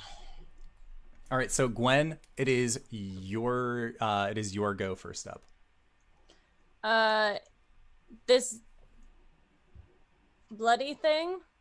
Yes. It is only bloody on the dress, but it looks like it is a crystalline ghost. Gwen kind of has tears in her eyes, but she's kind of like, fuck it. Like, you know, bad bitching it, where like, I'm not crying, you're crying. She is going to run at it and attempt to smash. Okay. So make an attack roll. Okay. She's gonna bring the Sun Forger down on this bee. Oh, jeez. No, don't touch that. I know it's fun. That's a 22. Okay. She's gonna two-hand it. And that's... plus 4 is 13. Okay, so a 13 most assuredly hits. Roll for damage. The damage was 13. Oh, okay. Sorry. My B. That is fine. Sounds good. And as she smashes down at it, she just, you are not real! Okay, make it you do have a second attack. If I'm two-handing a weapon? Yeah. Yep. Okay. Because you surpassed level 5. Right. That's a dirty 20. Oh, yeah. Yeah, man, this Sun Forger. plus 7. Thank you. Even when I'm not raging. That's a good weapon. That's a good weapon. That's plus 4, right? It is. That is a 9. 9 damage. Sounds good. So, Caelum, Gwen is currently yelling, this isn't real, while smashing the fuck out of this ghost that has appeared, and you have watched as Cori fell into a lump onto the ground.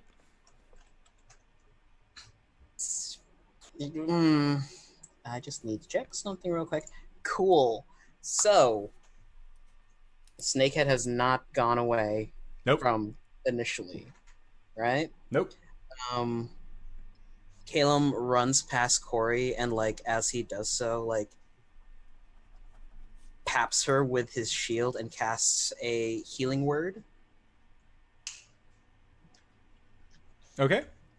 So that is 1d4 plus my spellcasting modifier. You heal. Well, you better heal yourself. Oh, that's a funny 6 joke. points of damage. 6 points I'm getting back. Yeah. And as he gets up to the crystalline creature, Gwen's clearly distressed. He's not gonna ask. She's upset. Whether she's distressed is a different question. We might have to have a talk later, and he slams the snakehead into the ghost. Okay. Ooh. 18. Okay, 18 hits.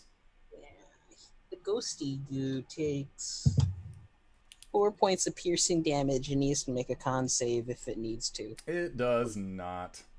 Cool. That's...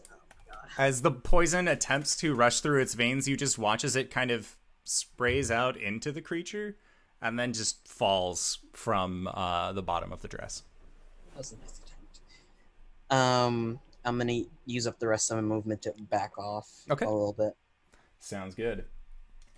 So it is going to try and make an attack of opportunity against you. Or no, because mobile. Right. Yeah. So yeah, you are good on that front. So then next up, Cori, is your turn. Hey, guess who's up? And also out of lay on hands. Is it Cori is going to face step next to the specter. Ghost thing. And it needs to make a check of some sort. Oh, it doesn't need to make a check. This just happens.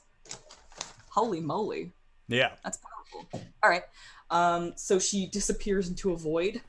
And that void stabs at the specter, and it takes 3 necrotic damage. Yep.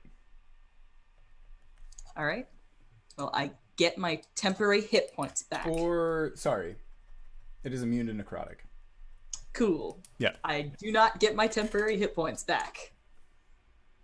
Delete. It's good. Okay. And I'm going to attack. Alrighty. 1 for the money. That's a 2 on the die. Does a 9 hit? I don't think 9 so. does not hit. All right, here comes the second attack. Oh, and that's a 3 on the die. Coriander's in rare form tonight. And that's it. All right, sounds good. So then next up is the creature. And Gwen, you have just brought yourself up right up close to it. So it is going to try. And it is going to try and reach out and grab against you. And did you use Reckless Attack? I'm not raging. Oh, okay. Sounds good. So I'm still going to guess that a 9 does not hit you, though. Surprisingly, no. Luck would have it. And that is all that it can do on its turn. Next up, Gwen. Gwen is going to pull her hammer back, and then she's going to stop. She's kind of going to set it, and she's going to say, "You don't have any control over me. You know what? It's not my fault, and I don't even care. I'm an only child, and that's fine. Not my fault, not my problem. My parents can fucking deal with it, okay? It's not a bad thing." Okay. She's gonna set her hammer down next to her and just cross her arms in front of this thing. Okay. Sounds good. So then next up, Caelum. Spend another charged healing word wand for 6 points of healing on Coriander. And just gonna wait to see what happens. If it attacks, then Caelum's gonna go in to try and attack it. Okay. You're gonna hold your action. Gonna hold my action. All right. Cori, it is your turn. What would you like to do? I, too, will hold my action to attack if it does attack. Okay. So, on its turn, it looks at you and then looks at the 3 of you, and you see that from beneath the dress itself, or at least everyone except Cori sees this, but there is a unfathomable amount of blood that just comes pouring out from the bottom part of this dress and begins to fill the room. It is going to attempt to use its horrifying visage. So each non-undead creature that it can see within 60 feet must make this save. So Caelum and Gwen are both going to need to make wisdom saves. I can't tell if LB's being real sassy or froze with like the perfect pissed off face. Frozen. Internet connection unstable. Oh, hey, not me for once. Wisdom save. Yes. +3. Oh, so that's Wisdom. Yep. It's a saving throw, not a straight. Not a Yes, check. it is. Okay, that's 6. All right. +3? That's with the +3. God damn it. Gwen? And Caelum, what'd you get? wait, I gotta remath now. Sorry, 28. Okay, Caelum, you're fine. This does not affect you. You can kind of shake your head. You understand that you've been in the dreaming before. You can kind of get a better hold on it. But Gwen, you hear the voices coming back to you again and says, but think about everything that your parents could have done had they just had more children who weren't you. All of the wonders, they could have climbed up in the social ladder, but no, you had to run away. Be better for them if you just weren't here, so that's what we're doing. Replacing you. And you are afraid / frightened for the next minute as this creature's words begin to seep deeper in, as it feels like this room is just filling with blood coming from this banshee. Sir, Yes?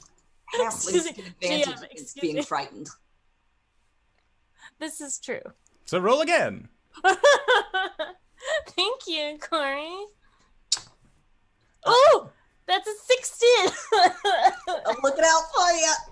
Your resolve knows no bounds, Gwen. You feel this wave of fear wash over you, and then you remember where you are. You're with your friends.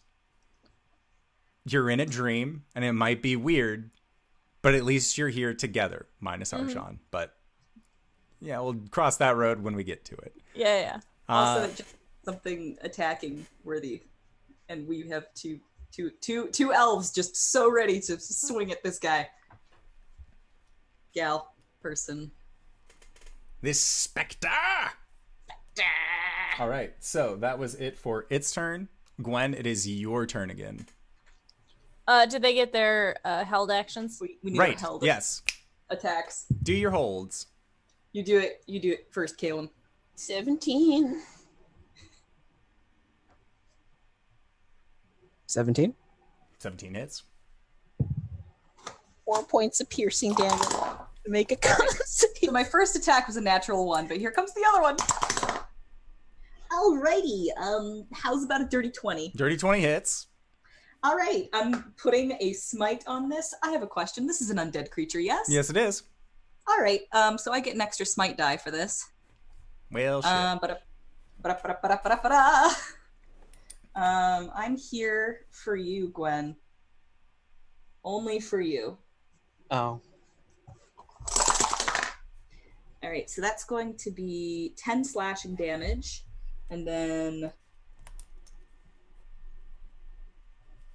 13 radiant damage. Ooh, shit. Okay. So I imagine that, like, the way that this goes down is that, like, it said all of that spooky shit to Gwen, but then she realized that her friends are here to help. And then, like, the darkness dissipates a little bit, and then the two of them just, like, on either side of the specter, just, like... Oh, yeah. No, and, like, Cori, as your blade sails through, it actually cuts the bottom part of that dress off, so now it just looks like it's wearing a very ill-fitting top. Crop tops are so out of season. All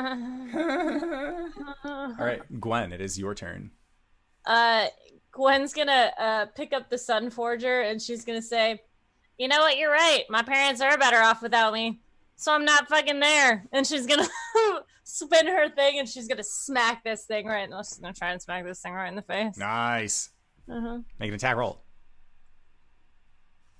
All right. That's a 21. Okay, 21 hits. Roll for damage. Stop putting dice away, LB. Ooh, that's max. You are my favorite damage dice. This is a D10, so that's 14 on the first hit. Okay. And 15 plus 7 on the second hit. Oh, yeah. And, well, that's 2. So that's 6 damage on that second hit. And as she comes back around with the second hit, she's just going to say, it's not my fault that that I'm not like what my parents want. And you know what? It doesn't fucking matter what they want because I'm better off the way I am. I'm going to do me. I'm going to be me. You can't choose who you are. You just be you.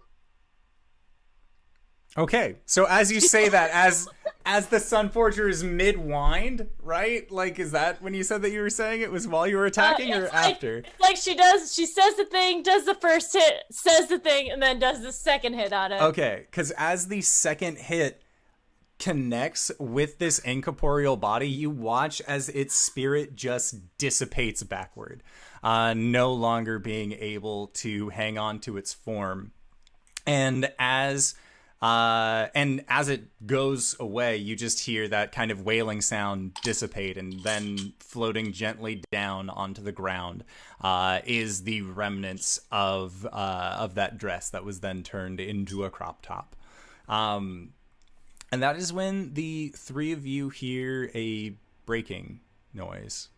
But it sounds like crystals breaking amongst themselves, kind of snapping and bending, and you just hear, no,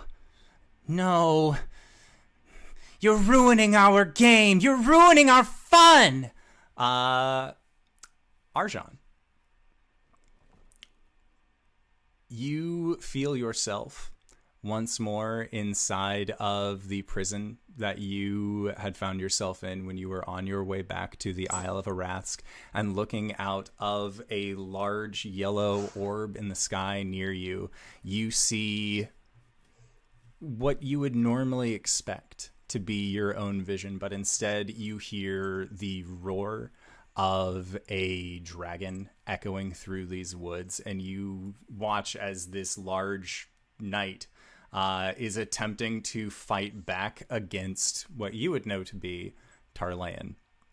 And you see it goes to try and use magic against it, and you feel, looking around, you actually see a wash of that amethyst color pass by you, and it seems to be washed off. And then you watch as a large draconic claw rears back, smashes into the form, and you can hear this ha ha ha ha ha as it is just getting the shit knocked out of him by these large draconic claws.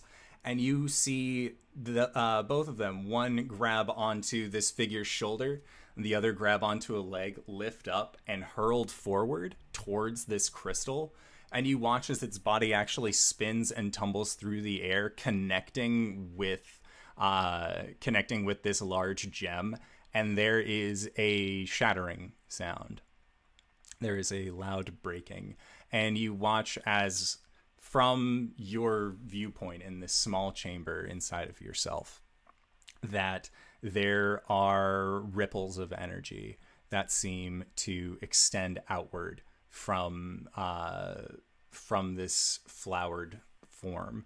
And you watch as, with that cracking noise, with that large breaking noise, you actually see that the crystal itself begins to shudder and then fall. And as it falls and is almost there to hit the ground, you watch as it just turns to ash and is blown off into the wind. And you see that this figure is still trying to get back up.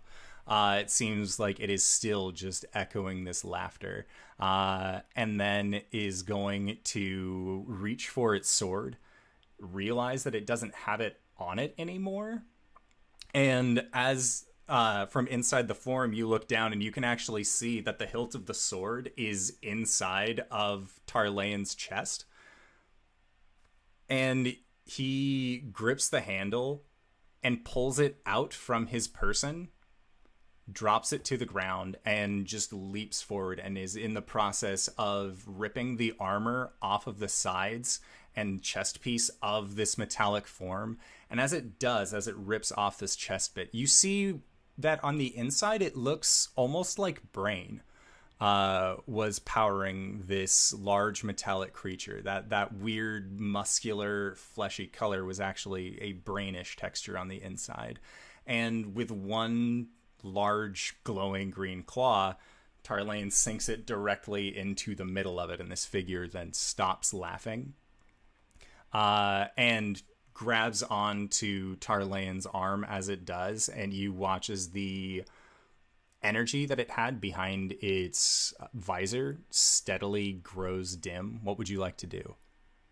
As Tarlane then stands back up in your body, and you can feel him smelling and looking around, and then begins looking up towards the sky.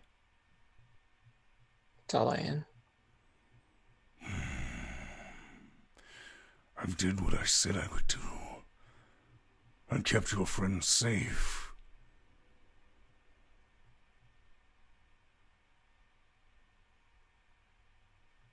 Tarlane, I need to be here.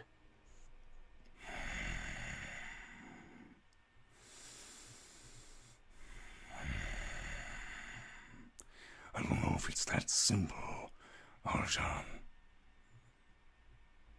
I don't know if I can just give you back.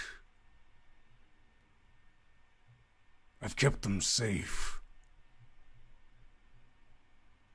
But now this forest will become my domain. And you feel these growths along your back begin to form. And you feel bones that you don't have beginning to flex and move as your vision begins to ascend upward. Tarlane, I told you I will help you take back your domain. I need to be here.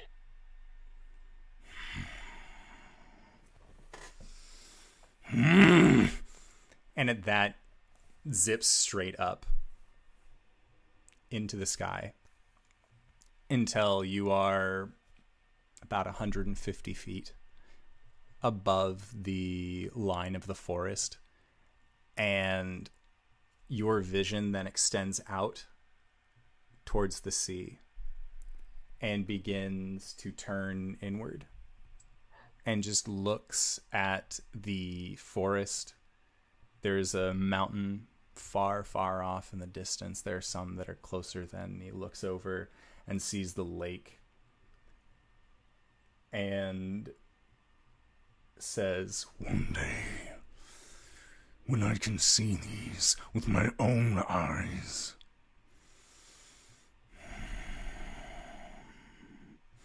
But for now... For now, my friends are not safe. And in that, you feel your body descending back down. And Gwen, Cori, and Caelum, the three of you wake up to Cybra in front of you. Just looking at your face, Gwen, you can feel that you had tears coming out of your face earlier, and Cybra is just, oh, yay, saltwater, this is great. And just absolutely enjoying getting all of these licks in. And as you look around, you watch as the forest is... It's like a layer of this forest is turning to ash around you. As the crystals begin to fall and clatter down onto the ground, you see that they just turn into this dim grayish color and begin to just drift off into the wind. And as you look around, you realize Arjhan's not here. And that is when you hear the sound of two very heavy leathery wings and a fierce as in front of you, coming like a black streak, lands a full half dragon man of Tarlane, standing about 8 feet tall.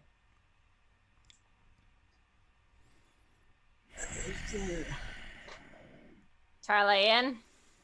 No. Yeah. All right. You've had your fun. Go back. I do this not because you asked me to, but because I uphold a bargain.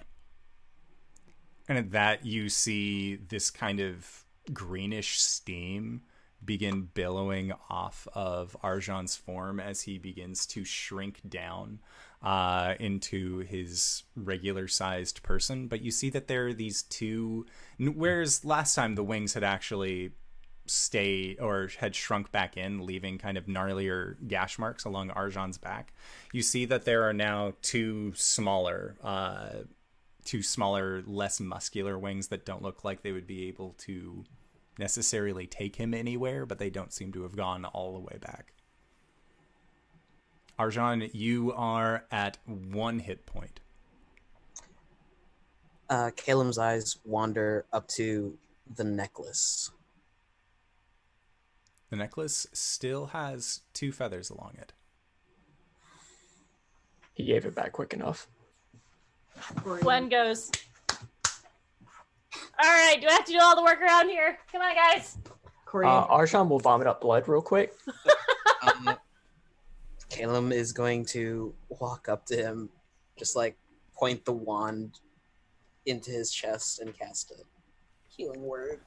And as you do, you see that on his chest piece there is the draconic writing that you've seen before, and that green glowing gate symbol is currently glowing as well. But you see that the area that there is actually a deep gash wound, as it seems like that was directly where the sword had been stabbed.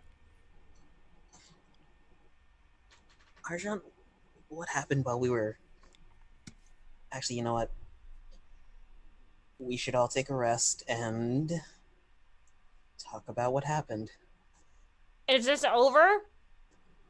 Caelum looks around at the disintegrating forest. Maybe. We can head back. You heal 5. Cool. Gwen's gonna walk out into the clearing a little bit. She'd be like, what? No more games? Come on! Gwen! You done? Gwen! Gwen. I'm ready to play! Gwen! And Caelum kind of looks... Yeah, your Fuck. voice echoes into the woods. Caelum, Yes? make a dexterity save. +3. Oh, good. That's good. That's a 3. Great. So as you are standing there, as you take stock of this forest disintegrating around you, you feel yourself beginning to tip and lean towards your right side, and eventually you just fall onto your side. And as you look down, your leg that had been completely crystallized is no longer there. It looks like it has been turned to some form of dust. Oh god.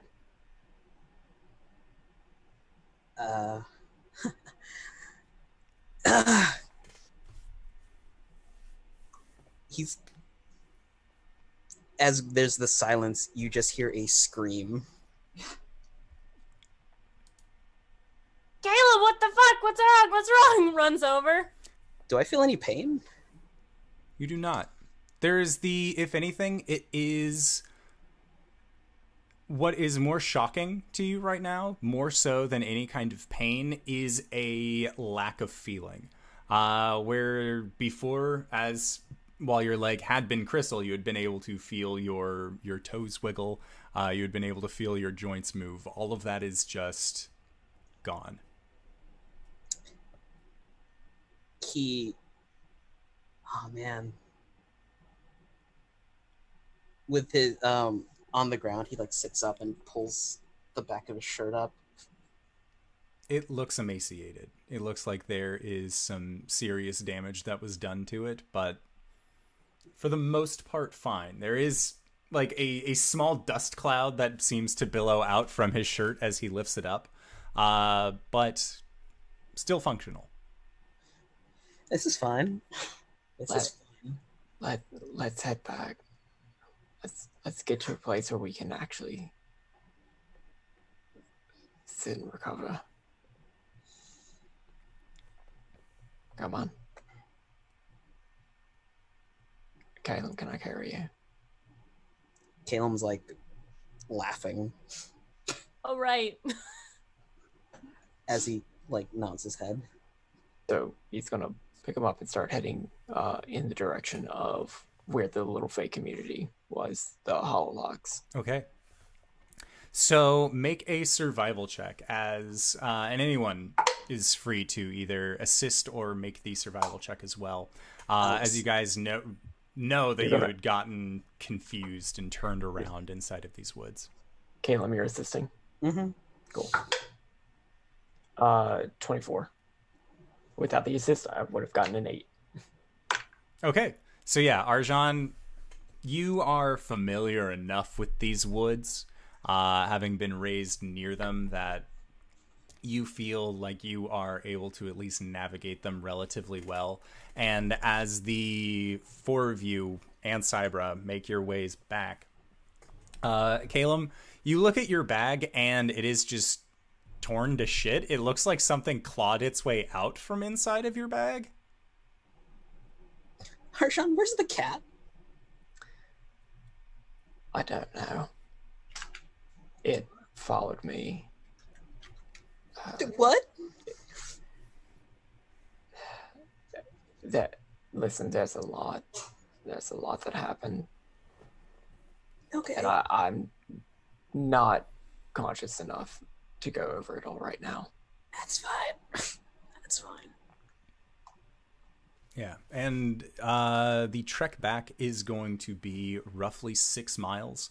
So you guys are going to be traveling for a little over, I would say a little bit over an hour and a half, closer to 2 hours, as you guys actually make your way there, especially having to carry your freshly crippled friend.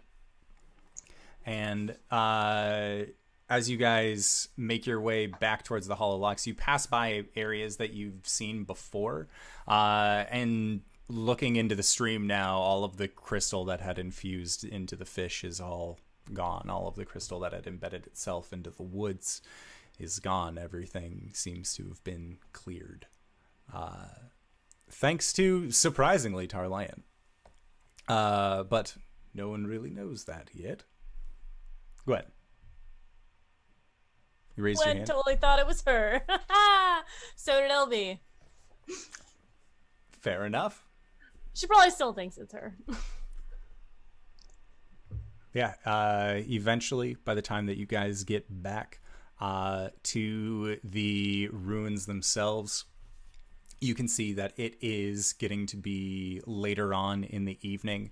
It is rather cold to everyone except Cori. And you can see that there is actually a light bit of snowfall that is beginning to occur that just sort of seems to list down. And for a moment, you're not necessarily sure if this is ash or snow, but then you see it hit against a leaf, a blade of grass, and it actually turns into a moisture. And you guys make it to the ruins. As you come in, you see that there are a few of these smaller creatures that Caelum had found out were darklings when you guys were here in the ruins not too long, not even a day ago. And they seem to point at all of you, and then one of them taps another on the shoulder, and that one begins to kind of run very quickly off in a direction. Is Talon around? And then they look at you and just, they nod and kind of motion for you to stay where you are. And looking out into the woods is, again, Hololocks is separated on one layer below a waterfall, one layer above. Looking out into the woods, you can just see, as it's almost like a pulse going through the forest, of these crystals that just seem to be dissipating in some way. And that is when you hear the clanking of metal armor, followed with a, I can't believe it! You actually did it! Yep. Seems Nope. everything's taken care of. This is one of the best deals I've ever made. No, it's not. You've been cured. Yeah, okay, yeah, we What? did that. But Oh wait, no, I already knew about that. Never mind. I need another favor. And what would that be? I'm not in the business of favors, but possibly another deal. Perhaps. My friend lost his leg saving this fucking place. Does he know where it is? It was destroyed. It became crystal and then it ashed away.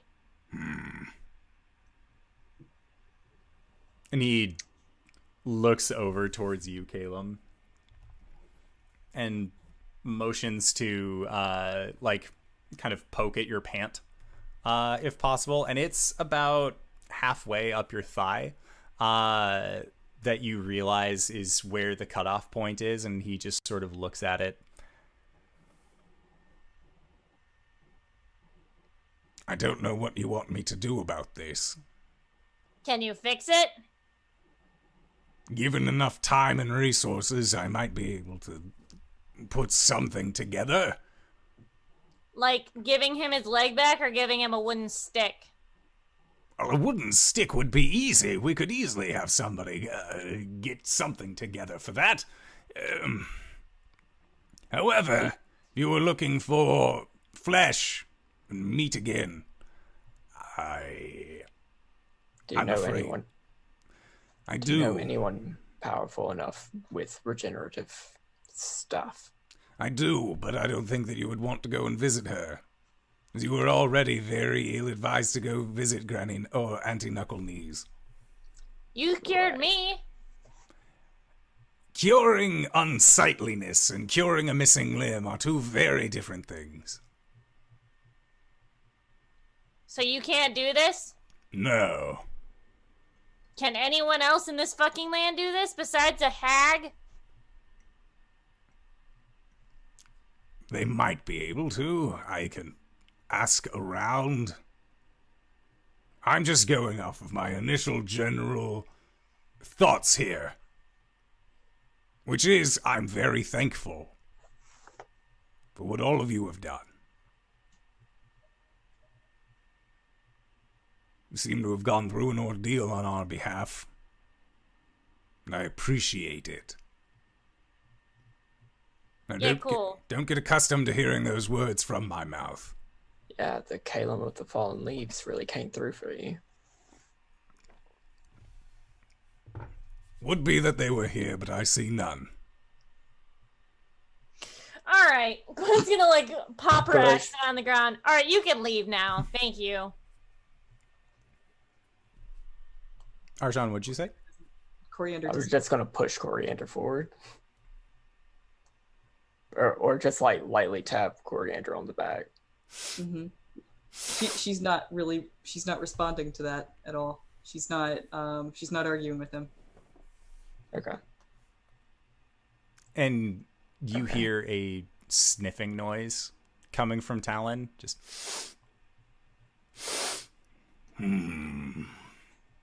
Raven magic.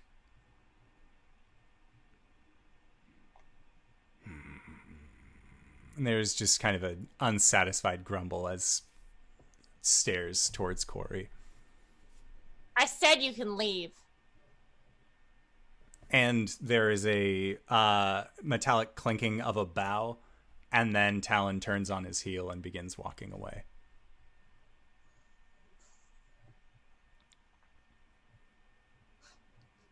All right, you guys stay here. I'll be right back. Where are you going? Where are you going?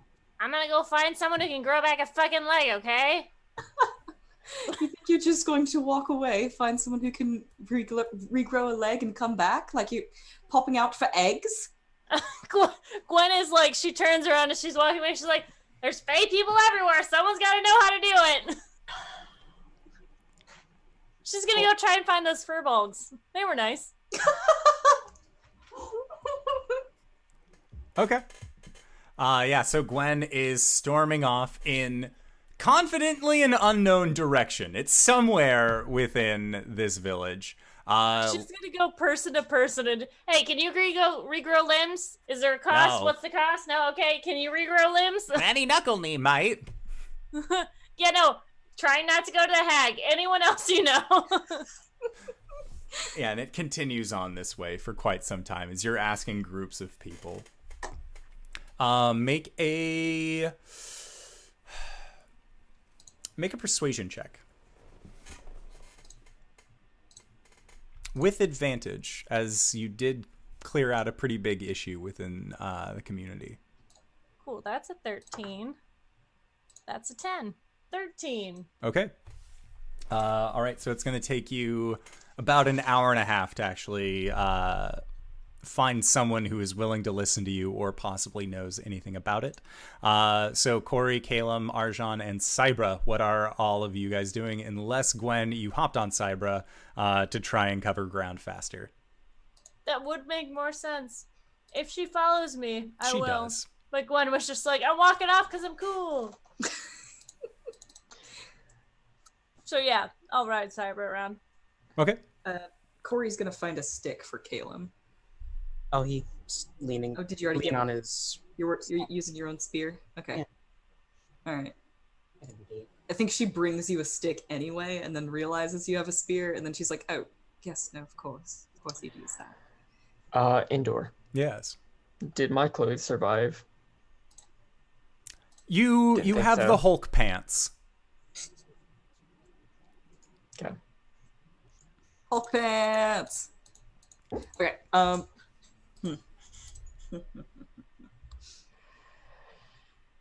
Caelum, if we can't find somebody who's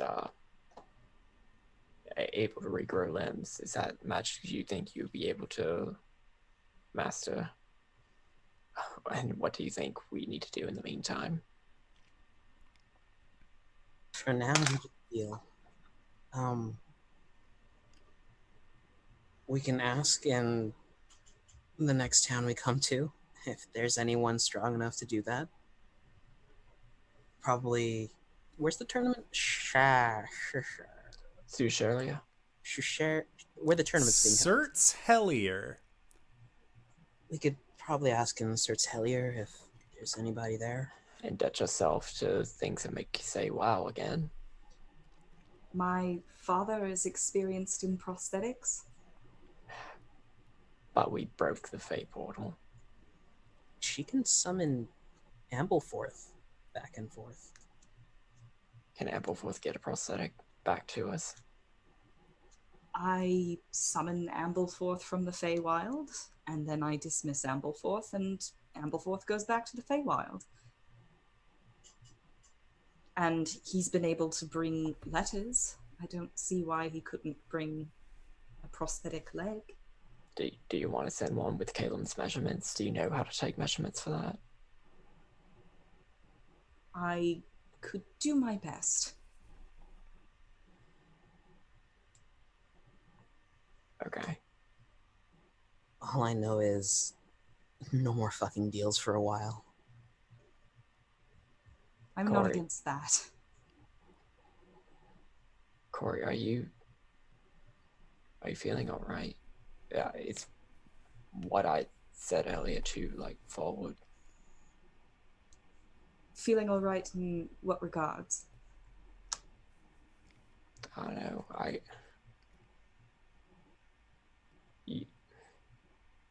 You're the Caelum of the Fallen Leaves, right? Lesser Caelum.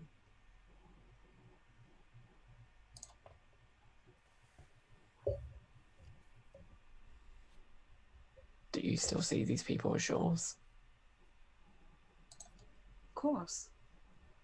I do. Okay. All right. Arjhan, where exactly do we stand with Tarlean right now? What do you mean? She's gonna reach out and just kind of like hold his amulet up and show the 2 feathers still left. You still have 2 feathers left. He surrendered control. He just gave it up. Because you talked to him? Do you remember well, you weren't there. Do you remember the reason that we, Caelum, Gwen, and I got banished from the Isle of Rask? It was because you told Rask about Tarley. You told him that you'd been talking to him and that you've been having dealings with him. I told him that whenever the time comes, I will try to get Tarlean's lands back.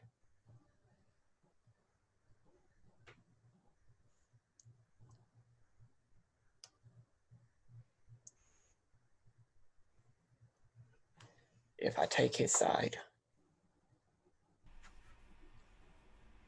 he ensures that I'm still here to fight the Dark Star, to help you with Winter. That's why he gave control back. Right. Coriander's just gonna drop the amulet. All right. We deal with what's in front of us. And she's gonna go and get started on summoning Ampleforth, I think. Okay. But before she does that, she's gonna walk away with the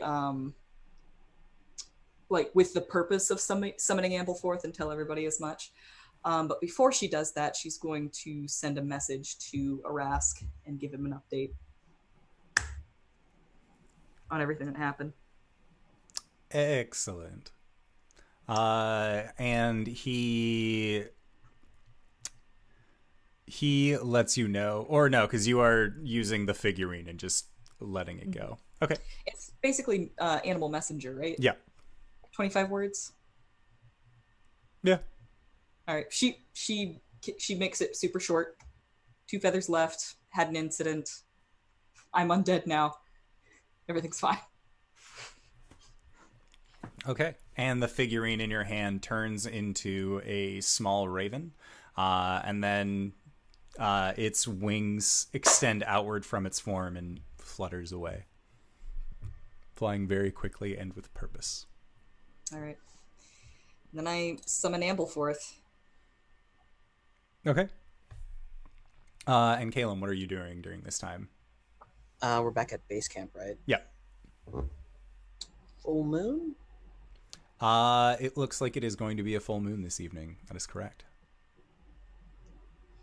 Sitting down, has a shield on his lap, just waiting. Okay. Cori, after you summon Ampleforth, you see... I don't have Find Steed prepared, so I guess I'm going to have to wait until a long rest to do that. Yep. Or is that the shit where you're like, I'm totally going to summon Ampleforth? Rask. I get dad. Oh, Essentially. I summoned him and dismissed him. It's fine. Wait. No, I don't think she can't lie that bad. She just can't do it. She comes back and will say that she forgot that she had prepared Find Steed today. In as many words as it takes to do that in character. Okay. Well, we'll do it tomorrow, I guess, for now. Is there any place here that we can get rest? Yeah. Where did we stay last time? You guys had previously just stayed in a small little encampment at the base of the waterfall where you knew that old Bess and your cart are. Oh, that was literally this morning. Yes, that was yesterday, or also this morning. It's been a real long day. 2 weeks worth. It has. So... Cori will instead spend the time that she would have spent summoning Ampleforth trying to get Caelum's measurements. Okay. Sounds good. So, Gwen, as you are looking around and asking if anybody knows anything about regrowing limbs, you keep hearing the same things of go and see Granny Knuckle Knee. She can set you right. Others say if this were back in the Feywild, they would be able to find you a limb without any real issue. But it all seems rather sketchy. And you do eventually come to Melon, Goober, and Peach, who are all currently working, and they seem to just kind of be growing these plants out of the ground. And you see that one of them is indeed growing a nice little melon patch. Another is growing a small patch of legumes. And then Peach is in the process of focusing very hard trying to grow a peach tree. What's up, my dudes? Hey, how's it going? And they all just sort of wave at you. Hey. And Peach will kind of just wipe his hands on his pants, kind of clap them together. Hey, how's it going? We defeated the creature in the woods. One of my friends. Oh, which lost one? The crystal thing. Oh, that was you? Yeah. That's awesome. Good job. Yeah, well, one of my friends kind of lost a limb in this. Does he know where it went? Huh? Does he know where it went? It disintegrated. It was crystal. Well, that's and then bad. it disintegrated with all the other stuff. Yeah, it's bad. So I'm seeing if I've been talking to a lot of people. I'm seeing if anyone has the ability to regrow limbs for people on their body that aren't weird, and I don't want to go to the fucking hag. And I want it to be like a him leg, not like a horse leg, because that was weird when someone asked me that personally. We don't do that here. Normally, if you want your limb back, it's like your personal limb regrown. Oh, it's much easier to find limbs when they've run away, though. I bet it is. Can you help, please? Is your friend made of plants by chance? What is the definition of a plant? It's kind of like these things over here. And he points over to some of the vegetation that the other furbolgs are growing. So something that like grows out of the ground? Like Yeah. Specifically out of the ground? Yes, sir. Not that I'm aware of, though he is from, I think, the Underdark? What's that? I don't know. He's like a dark elf. Ooh, spooky. Yeah, I know. It's face What stuff. makes him dark? Is he unseelie? I mean, kind of like no. He's like the purest person I know. He's just like Which one was it? Was it the big scaly guy or was it the little doughy looking one? The little doughy one who looks scared about everything. Oh, okay. Yeah, we might do something with that. I don't know. You want to try? Does he have any objection to being a plant? I feel like that's a question for him, but I'm probably gonna say yes. I mean, like, would it function like a limb? Yeah. If you can move plants, you can move that. Okay, because I wasn't looking for like a peg leg situation. I was looking for like him actually being able to have a leg that he can use to like kick and run. Oh, the running part would be difficult. We could get him a leg. I don't know how well it would work. That's up to him, really. Okay. All right. Hold on. Singular second. Maybe more. Probably more. And he turns around and kind of lumbers over and just, team meeting, everybody, team meeting. And you see the others kind of stop what they're doing and they all turn and you see them huddle. Then they look back and then they continue speaking to each other and you can see that their sharper elven ears are kind of wiggling back and forth. They seem independent of each other. And then, all right. You got one condition, though. Okay. We think we can figure something out here. One, is your friend allergic to beans? I don't think so. He didn't tell me he had any allergies when we started this mission. All right, that saves us a load of time. I'm going to be sending Goober here. He's better at these kinds of things. We are very thankful for what you've done. Uh-huh. We just have one very important question. Uh-huh. If you see Fig, would you say hi? Is Fig your friend on the other side? He's kind of our brother. No, he's not. He's here. He came Oh. with us. Then he left. We don't know where he went. But if you see him, tell him we said hi. Oh, yeah, for sure. No, I mean, yeah. Do you have any other messages? Oh, we miss him. You want him to come back?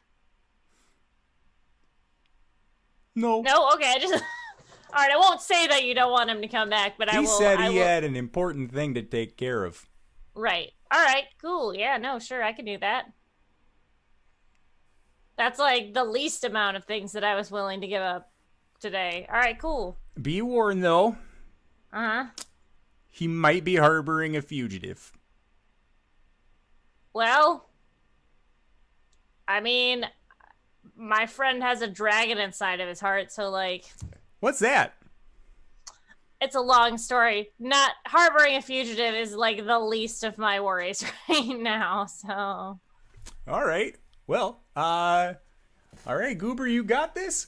Yeah. And you see this furball pull out what looks to be a small, lightish pink bag. He says, I got it. Well, I'll take you right to him. Where is he? This way. And she's gonna start writing. So this isn't gonna be like a plant leg, right? We're talking about like a real it'll be leg? a plant leg. Oh. But it'll function like a normal leg? Sure. Can he run with it? Is he carrying it in his arms or running on it? Running on it? Probably.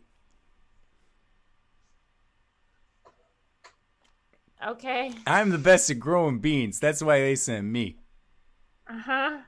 You know, where was that hag located? That's gonna be near Crystal Shore. Alright, well, this'll do for now, I guess. Yep. Cool, thank you. So, you're Goober? Yeah. Is that like... Does that mean anything in your language? Means beans.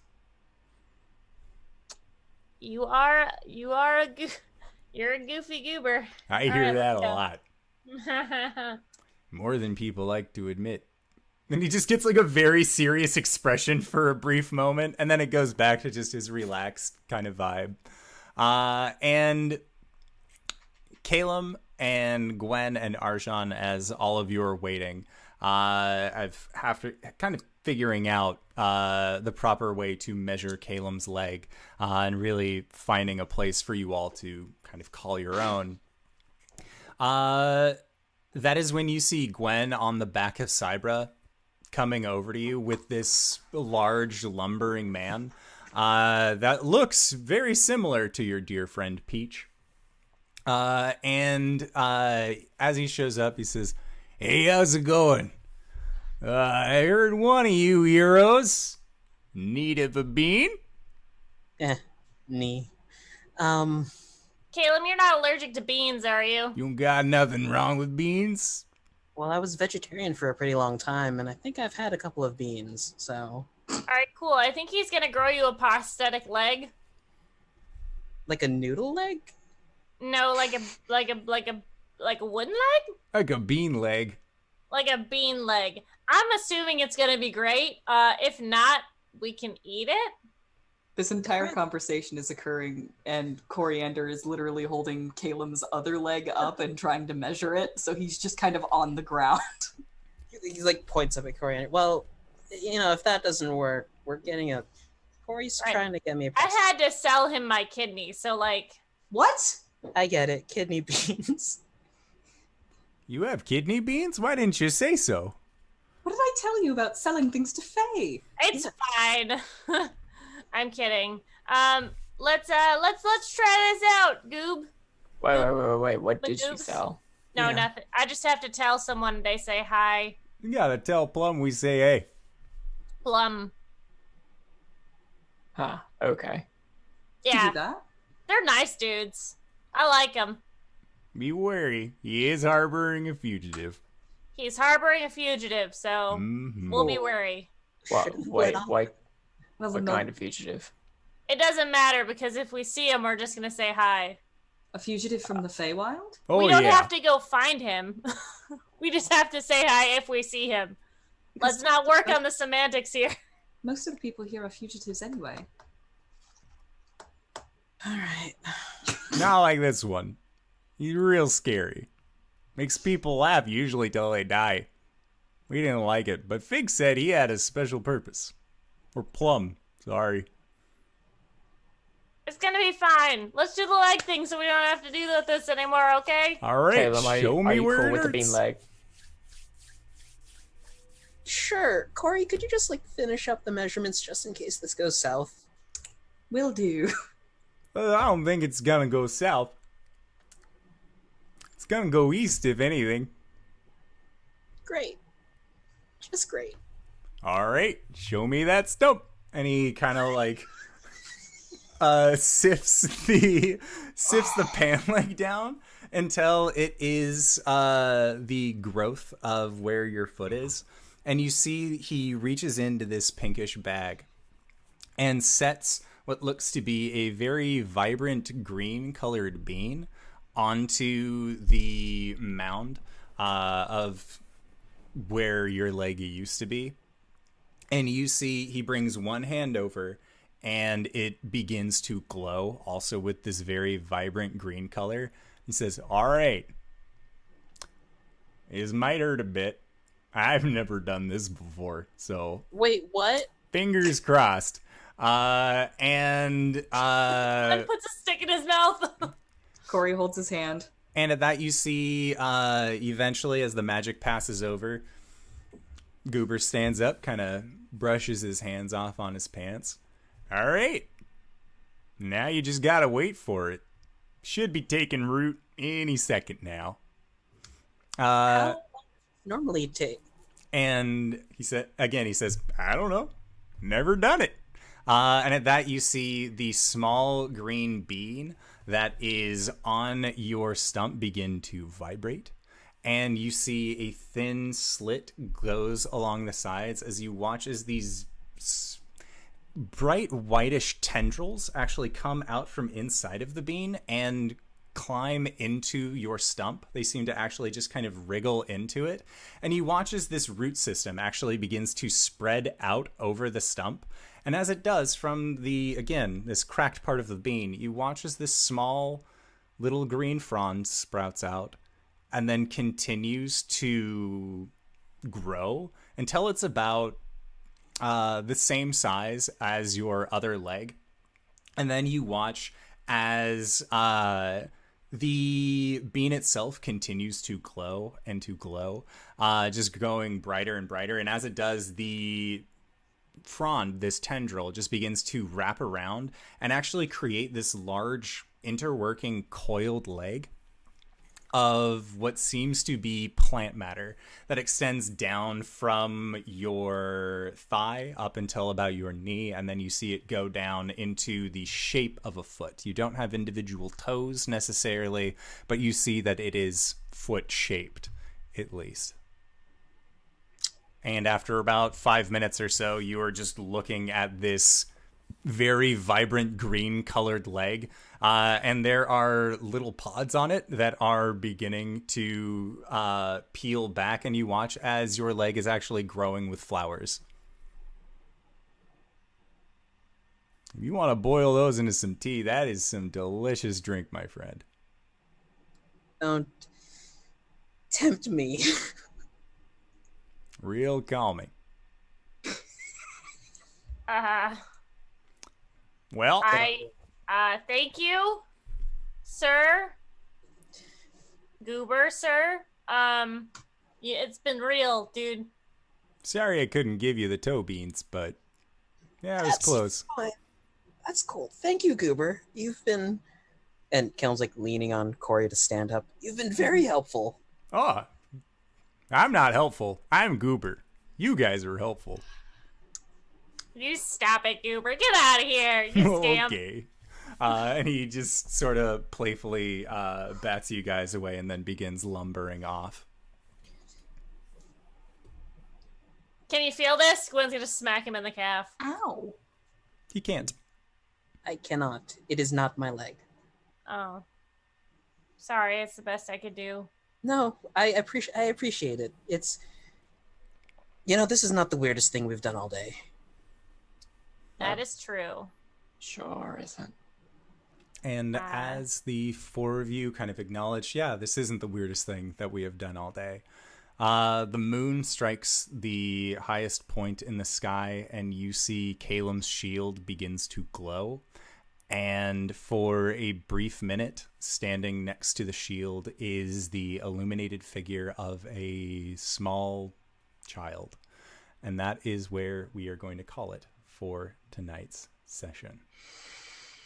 So, I would like to say, first and foremost, thank you to these players for putting up with my bullshit every week, because I couldn't do games like this without them. And thank you to everybody who decided to stop by. RJ, where can we find you? What do you do? Hey everybody, I'm RJ, and you can find me here on Mondays and Tuesdays. Mondays, of course, as... Oh wait, no, you can find me at RJustice282 on Twitter and Twitch, where I tweet about the nerdy things in my life and getting a mouthful of flour tortilla and no burrito. You can find me here on Mondays, of course, as Caelum, the Shatterkai Cleric with a bean leg. On Tuesdays tomorrow, I'm playing Curse of Strahd, run by Danae Keener. I play Bartholomew, or Speedy, the Human Ranger. You could also catch me on Saturday during Dungeon World. I'll be playing a Barbarian Carabao for our charity event, and also on Sunday for Restarter stream. Phase, Cypher System. I'm G3. I almost died. Yeah. Cool. I'm LBHackEmUp. You can find me here Mondays and Tuesdays. Mondays I play Gwen. Tuesdays I play Silmi, the wizard half elf, with my brother, of course, Indor, Kefris. You can find me on Wednesdays. We're kind of sparse on Dammit Bear's channel, doing kind of I call it pretzels and beer, D&D, just chill, kind of table playing as if we were at the table together. On Saturday, you can find me running Kids on Bikes at 6 p.m. Eastern Standard Time. And then you can find me on Encounter Roleplay's channel at 5 p.m. Eastern Standard Time. This Sunday, that's our last game, so we're solving the time paradox and all that sort of nonsense, going back to normal life, hopefully back to the Victorian era for my character. And then afterwards, I'll be playing Ophi, the Mad Medusa, on Roaster's game with my dear friend RJ. And then the next weekend, you can find me at Gen Con! Gen Con! It's gonna be a good time. Yeah! All right, Cyber, where can we find you? What do you do? Hi, I'm Cyber. You can find me at CyberWolf1201 on Twitter, where I ship posts and also talk about whenever I go live, like on twitch.tv/CyberWolf1201, where I play video games badly and talk about lore. We're going through Overwatch. Not Overwatch, no, we're going through Watch Dogs. And having a horrible time of it, trying to do some convoy quests that just aren't spawning. So I'll give it 1 or 2 more tries, but yeah. Gameplay is horrible, but it all gets archived to a YouTube channel that you can find through the doobly-doo. Consider subscribing so I can actually get a decent URL.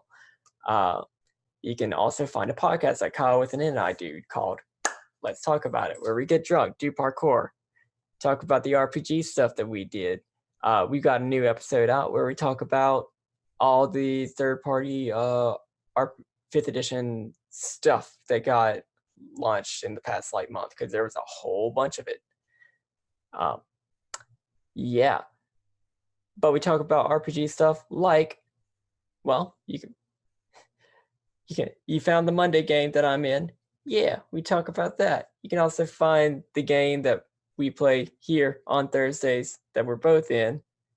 It goes to Saltmarsh, where I play Albus the Calastra Bard. I think that's it. Yeah. Jenkin.